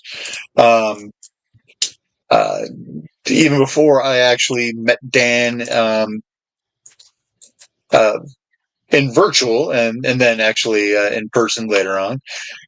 So, Aphelion-webzine.com, a ton of really great material from Dan, Bladed Thesis, Donna Carlene. I believe Foxy's got a couple stories out there. Kitty has a story out there. Trying to think of who else. Chewbacca's got a couple of stories out there. So it's a good place to get a lot of really good speculative fiction on many different flavors, science fiction, fantasy, and just a lot of talent throughout the years. And I've even had the chance to get a couple of stories out there, and they were fun things to write. And I hope to have a long and no pun. Actually, I take that back. This pun is intended, so I'm not going to lie and say it's not intended. Hopefully, I'll have a very long and storied future with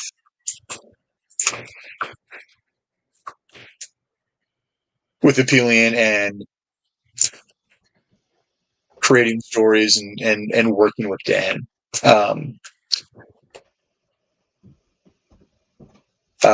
If fiction is not your thing, indiecd.org has a lot of really talented creators that in many different genres and mediums that are just it's really great, and it's again indiecd.org because it is too much fun to be a .com. Yes, I am back, and I apologize for the extra minute and a half it took, but I decided just for insurance that I would stop halfway back down the hallway and perform a biological necessity if it would happen, and it did, which means there's nothing wrong with my prostate. So,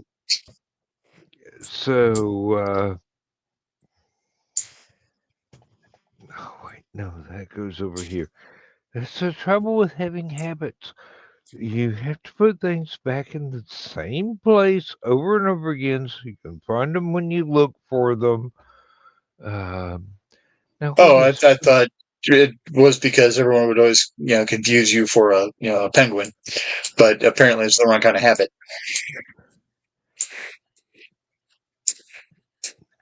I would be very popular in a convent, but I'd probably have to hide a lot. Well, it would depend if the nuns preferred tacos to sausage. These things are adaptable. They're on the menu. What is this one? Highland Brewing. Can't read the other. Gaelic Ale. Okay. Let me finish off the Killians here. Still got. Killians. Killians is one of those things that is. It doesn't matter what kind of beer you like. Killian's seems to be a special treat. But I think I've had this Highland Brew before, and it's not bad, especially given my proclivity towards dark beer, which is probably a medium between dark and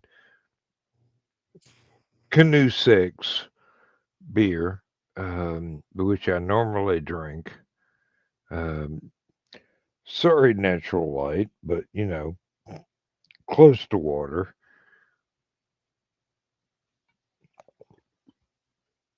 My first attempt at drinking Killian's did not go well. Oh, I did not like the taste. Granted, I was 12. that was a little bit early. My parents were, hey, you can drink with us. You can have a beer when we're having a party or something like that, or a mixed drink or something like that. Maybe to depending how long the festivities are going on and how long they give me a break between them. So that when I got older, I wasn't going to all these high school kegger parties and stuff like that because I didn't need to. I could drink at home with my parents and just say, is tonight a night that I could have a beer or whatever. And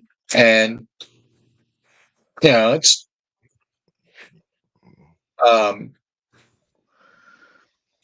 it actually set me up to be a very responsible drinker. Yes, I actually got resistance from I won't say which family member, but because my great uncle on my dad's side was an alcoholic that had to fight it off and recover,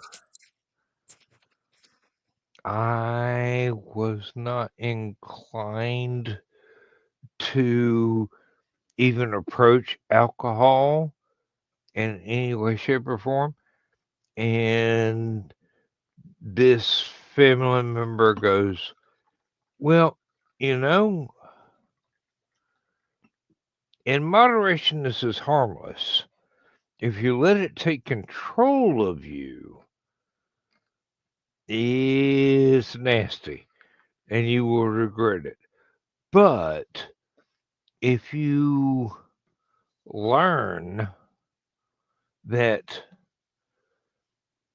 moderation is not just for monks, then perhaps it will be something that you will enjoy the taste of later in your life when you become more mature, and not a pathway to laying in a ditch snoring while the neighborhood drives by on the way to their grocery store. And I'm going, okay, what is it? And they go, it's Mogan David. I go,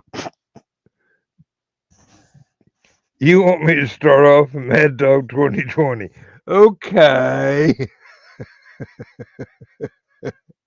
Even in that day, I knew what the names were. That was one that was always at the Thanksgiving table. Mm-hmm. And I think that is the reason I really am not much of a wine person. Well, trouble is it's a fortified wine. It's got extra booze added. However, if you just drink a little bit, it does taste okay. It's not enough to turn you off of the taste of actual wine, and it's not enough to make you staggered into convenience store. Sorry, I just whizzed on your door, but I'm feeling warm now. I'll take this 55-gallon drum of Ripple. Here's $5, and walk out. And thank you, Gallagher. actually, I believe it might have been mix of Gallagher and Red Fox. Well, Gallagher was talking about the 55-gallon of Ripple. Red Fox was probably talking about this one on the door. I can see him at least saying that. I don't know if he would actually do something like that. Robin Williams. That's who it was. It was Robin Williams. I could see Robin Williams actually pissing on somebody's door.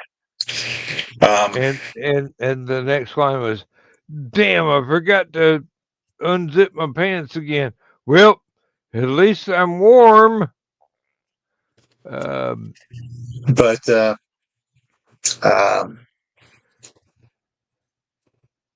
so We have been exposed to some of the most incredible comedic minds of the past century and a ever half. of the past ever.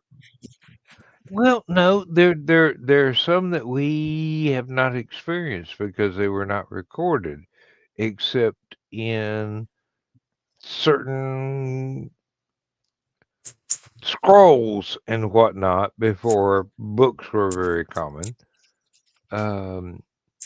But no, I'm sure there were people in Rome and Athens that were just as funny as Robin Williams or George Carlin or whatnot, and knew when to stop before the Praetorian Guard showed up.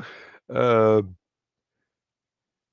but those records are not preserved except on walls in Pompeii with drawings of enormous penises and whatnot. Um, Pompeii was a special case. Yeah, Pompeii, smoke 'em if you are. Yeah, really. I'm going to hell for that one. Speaking of going to hell, I don't know if you saw in the Secret Humor group Joe Dog's post about he thinks he has a new fetish. Did you see that post? No, because It is. I don't click on anything Joe Dog posts anywhere. I've It learned wasn't better. anything. It wasn't anything that you had to click on. The video automatically played. It is a dwarf lady line dancing. I fought so hard not to reply to that post. What, tall girls?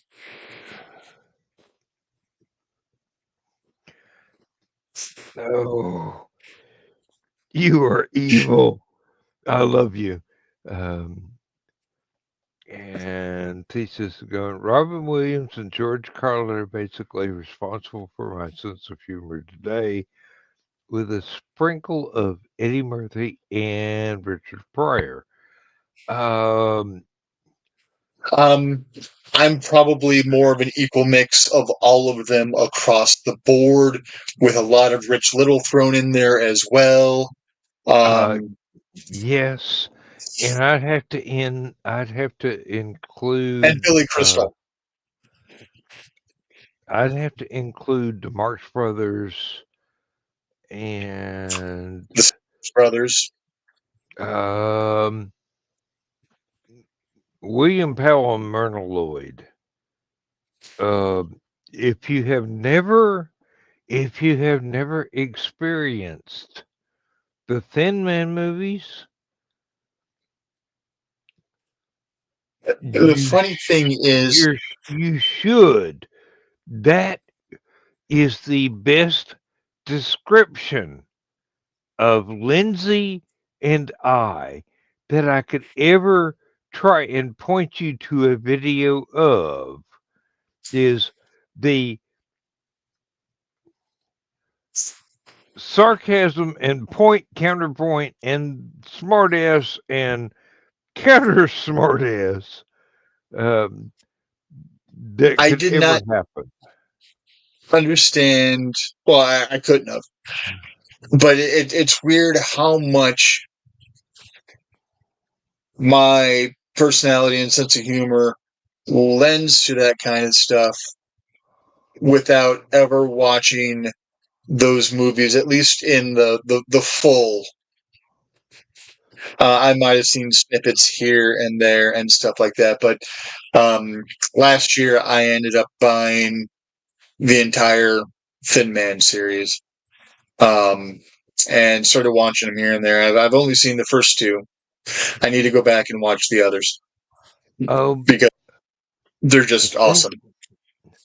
when they have a child and he's about 8 or 10, that's Dean Stockwell from Quantum Oh Leap. wow, yeah. Yeah. Well, and so many other things. So many other things, indeed. Um, now, there are Dean so many things Stockwell about was a genius. there's so many things about the Thin Man movies that inform my friends what Lindsay and I are actually like. And you met us, so you know, even without knowing that reference beforehand. Um, but yeah, um, are you packing, dear? Yes, just putting away this liquor. Um, there's a YouTube clip called Alcohol Moments, Nick and Nora, and it goes through That's all the like movies. 95% of the movies. It's like 95% of my life, uh, especially after the sun goes down. Um, it's always 5 o'clock somewhere. And they both have a wide body of work outside of that, but they were so successful as that particular team. They were just, it's like people thought they were an actual married couple when they weren't. They were just actors doing a role, but they had the chemistry to mesh so well together. Um, what hit me? The seventh martini. That's why you have an ice pack on your head. Um, oh, it's a new. You were shot in the tabloids, and that's a violent base accusation. They never came anywhere near my tabloids. Um, you got to have a vocabulary and a wit to be able to understand this stuff, which is why it's not more popular nowadays because people want He- prepackaged They went tabloids. TNA and dick and fart jokes. Yeah, they don't want stuff they've got to think about, which is a shame because thinking is a superpower. Being able to make connections between otherwise unconnected things without leaping to false conclusions is a superpower. That lets out all the ancient alien stuff and 90% of the UFO stuff without leaping to unfounded conclusions. Um, there are movies out there. Oh God, there's a Tarzan movie. I am really surprised it's not absolutely X-rated, but it's so old it's free code, and I'm going. I I can see everything. Mm, I,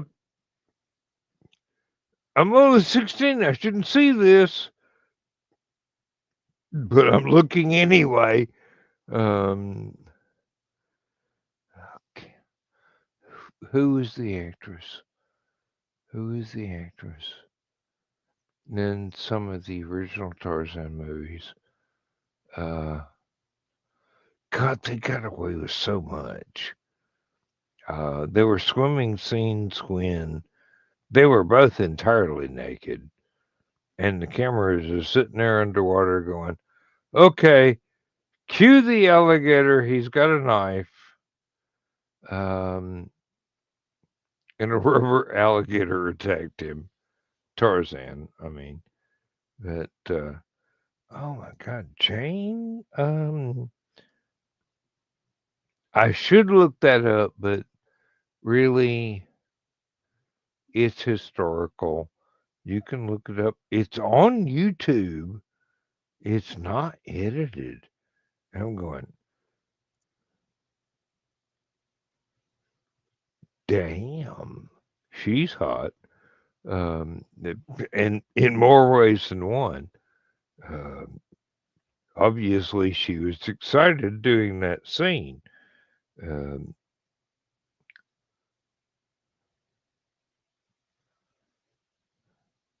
Maureen O'Sullivan, I do believe it was, if my memory can be trusted. Very, uh, very sexy in a. Nowadays, we think of her as a very skinny way, but at the time, incredibly attractive. And this is World War II era,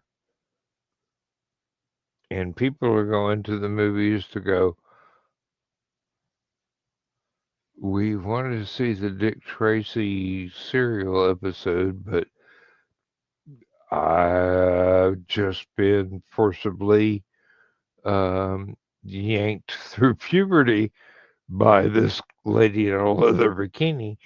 Um, well, almost in this leather bikini.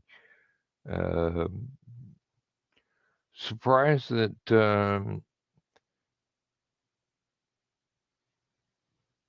Playboy didn't offer a cover girl part, but she was probably deceased before it ever started publication. I don't know. They did manage to get Betty Page a couple of times. Betty Page thought that she was too old. Nobody wanted to look at her anymore. She'd had several unpleasant experiences modeling for New York photography clubs and was determined to just quietly vanish away. And then she became one of the icons of the age, actually. Ages. One of those timeless beauties, yeah, ages that no matter their status among the living or the dead, the photographs of them are, well, I sort of say eye opening, but I'm going, hey, you're not 16 anymore. I'm going, but it's Betty Page. Um, nah. And my wife actually forgives me for being totally in love for Betty Page, and she has bought me Betty Page stuff. I've got another special spot for Betty Page in my heart because she and I share the same birth month and day. Oh, that's incredible. That's wonderful. Same with Jack Nicholson and Nabokov and J. Robert Oppenheimer and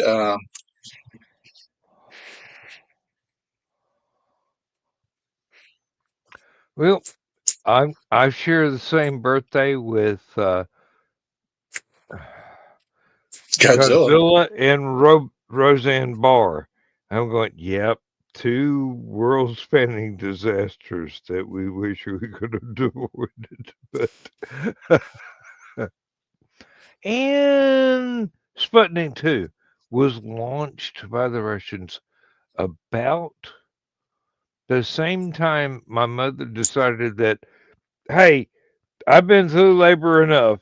This kid's coming out now. Um,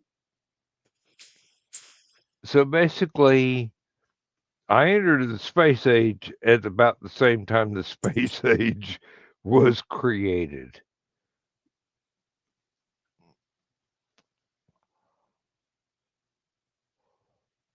And I've been trying to get back there ever since. Um, oh, God, there's lots of classic 60s TV and movie serial sci fi that's out there. Um, Captain Video and the Video Rangers. Um, oh Lord, there's dozens of them. There's dozens of them, and some of them I actually got a chance to see on 1960s TV as a child, and finally found them as an adult. Tracked them down and go, oh my God, that was the issue. That was the episode with the invisible spaceship.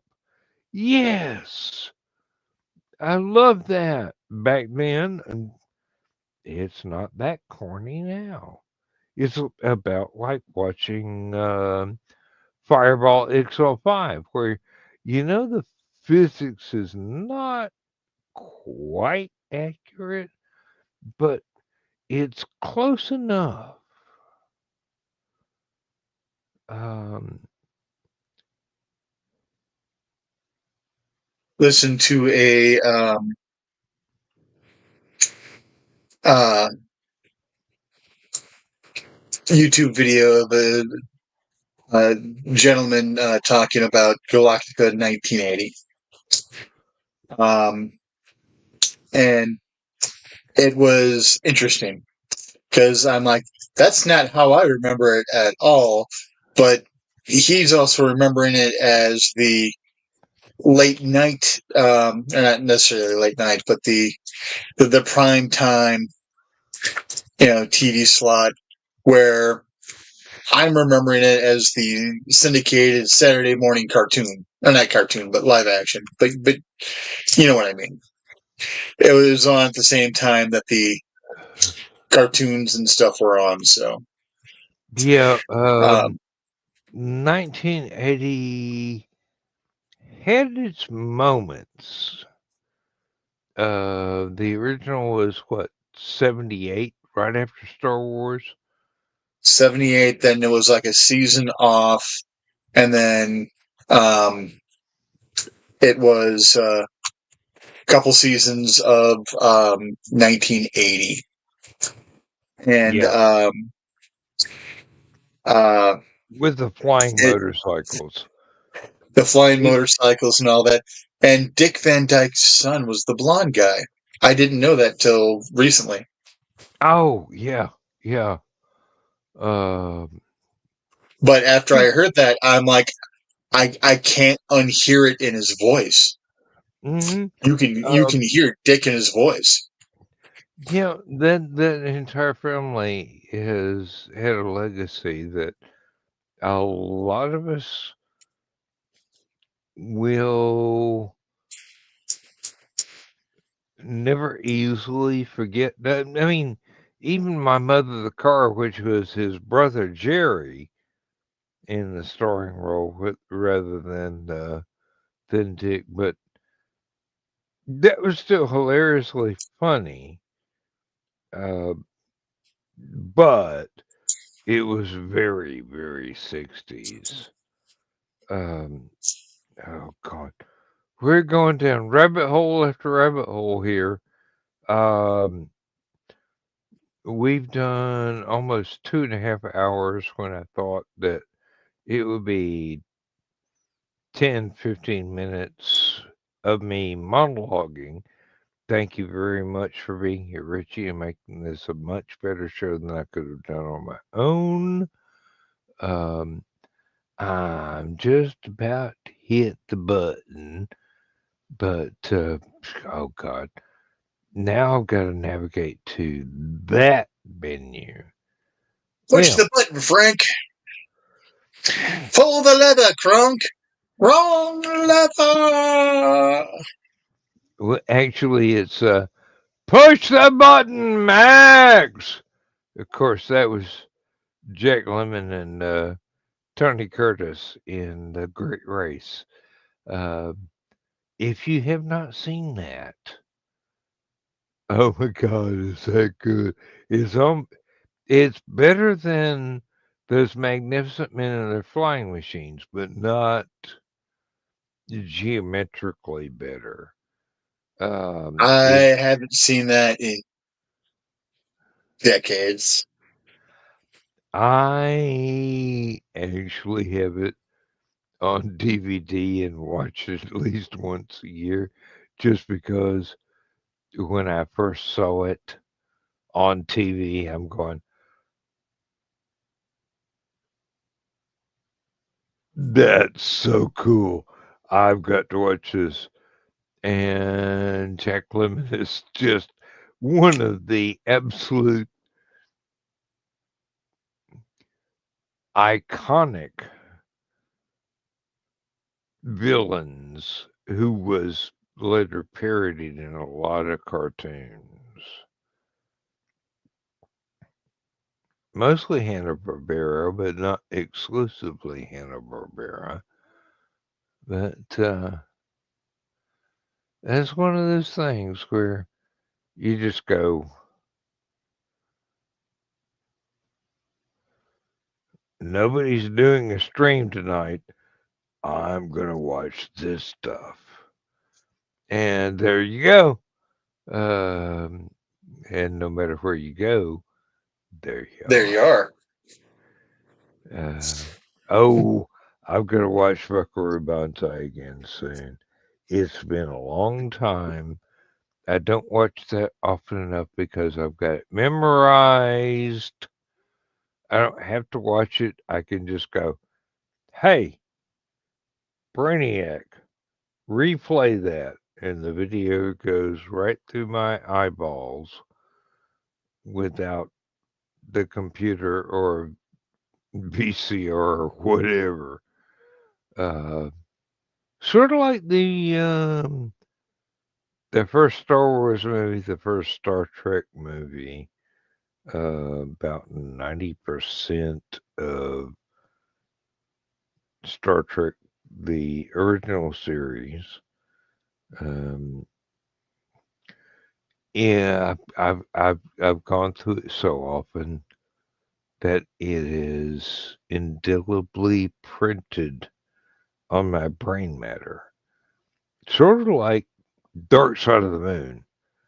I don't have to put the album on.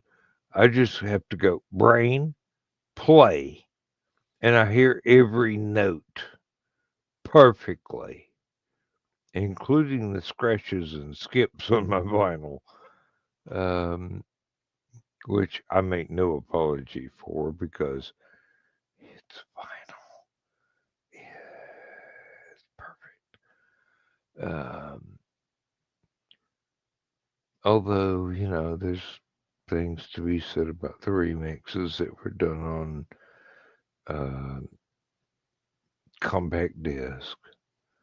But, you know, different generations have their own fixes. Hell, I remember um, Ultraman on afternoon TV and going, "Oh wow, I wish there were more than 26 of these." And I found out there's a lot more, but not necessarily Hayata in the beta capsule. There's a whole mythos, a whole mythology behind that. There's It's complicated. like 12 different series at the very least. There are at least three animated ones too. Yeah. And they include some of the original voice actors. And I'm going, I'm in. And actually, one of the comic relief characters comes out to be one of the most serious actors in the anime. I love it. I absolutely love it. I mean, he was highly entertaining as a clown, but he was absolutely enthralling as an old man that knows stuff sort of hero.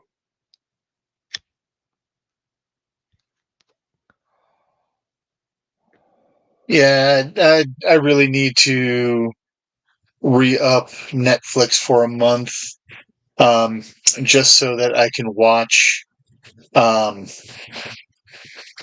the Gamera series. I just Could watched they redid that as an anime? I just watched today the original Gamera movie, and it was retitled Gamera the Invincible. Well, he certainly got vinced by the end of the movie, um, but I do know how that story goes and how the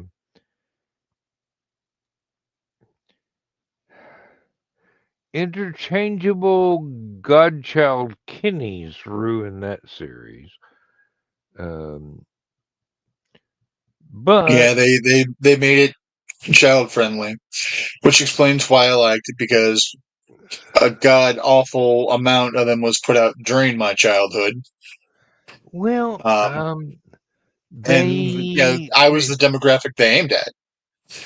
they made the swap during the period where Godzilla was transitioning between this god awful monster and this protector of the earth, and Gamera became the protector of children.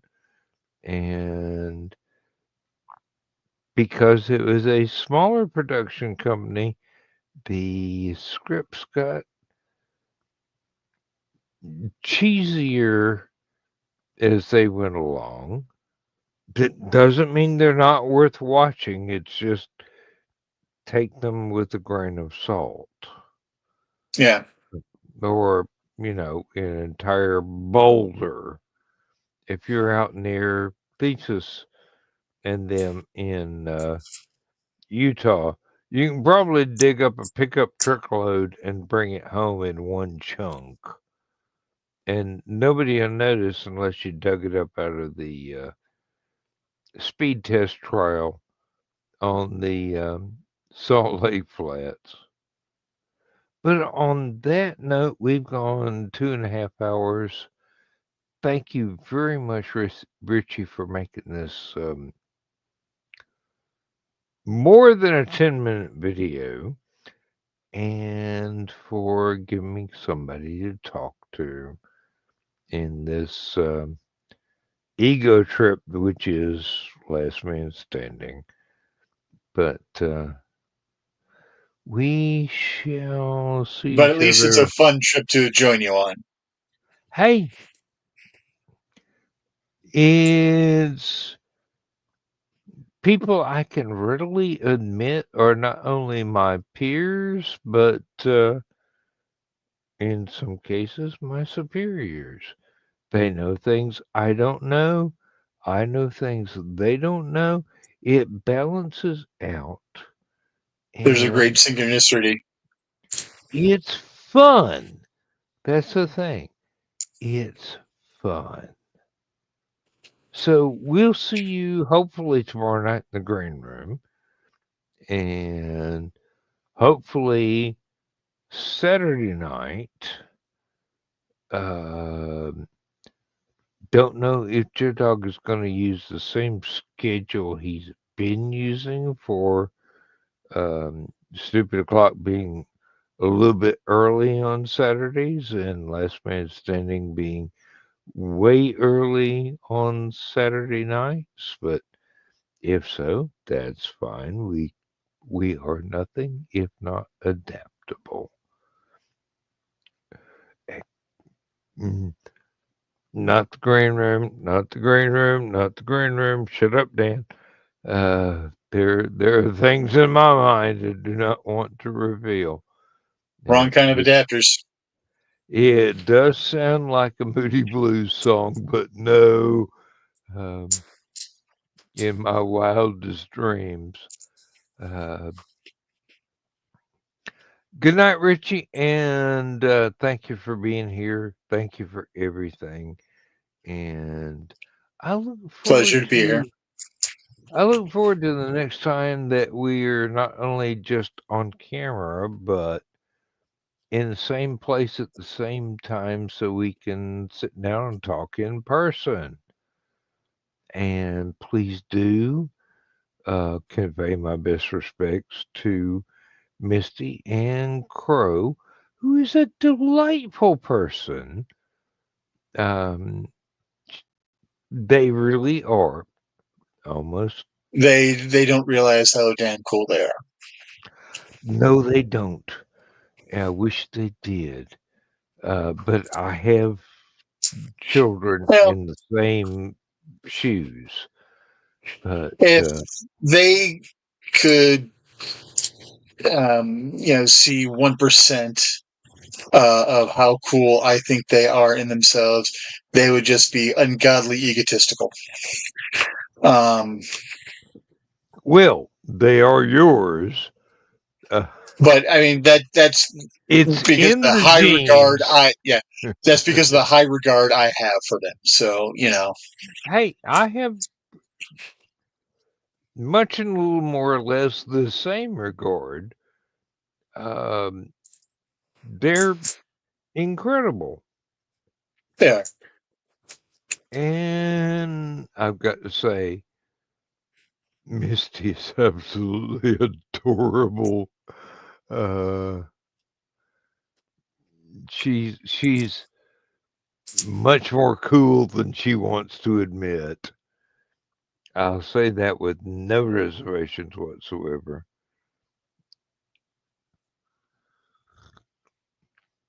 I have to agree. And I mean, I don't have to agree. I choose to agree. No matter how much we question why our spouses put up with us, we are. I am happy for whatever we did right and they did wrong. I refuse to believe that I am Lindsay's punishment. I mean, I know karma works both ways, but I have been blessed, and I hope that she thinks she's been blessed. And these things proceed apace without our mortal intervention. Oh God, that bordered on philosophy. I better shut up before one of my friends kicks in and goes, "Hey, wait a minute! I got a degree in that." Good night, Richie. See you We need to end this tomorrow. before Carl starts cursing us. Oh no, he started cursing us about an hour ago, but you go, 40 Richie, minutes. he was going to end it in 10 minutes, and you showed up. Whoops. Yeah, well. Good night, folks, and go good guys.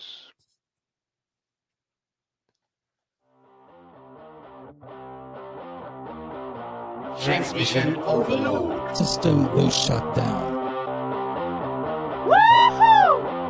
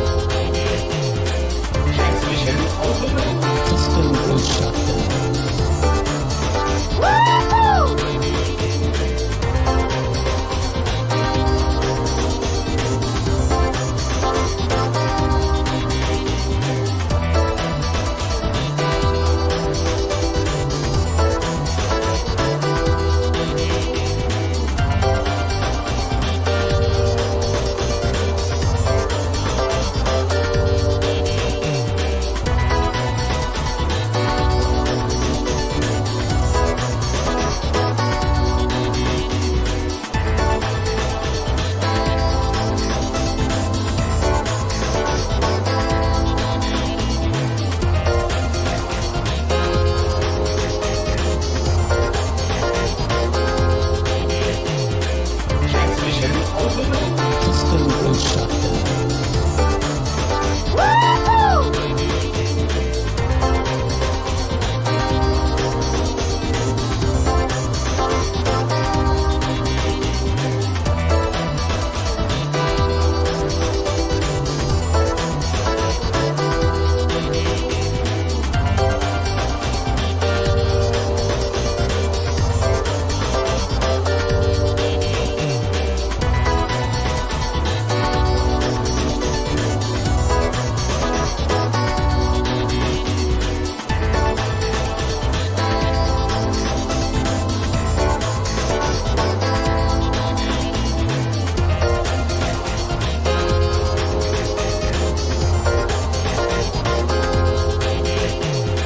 Transmission overload. System was shut down. Transmission overload. System was shut down. System was shut down. System was shut down.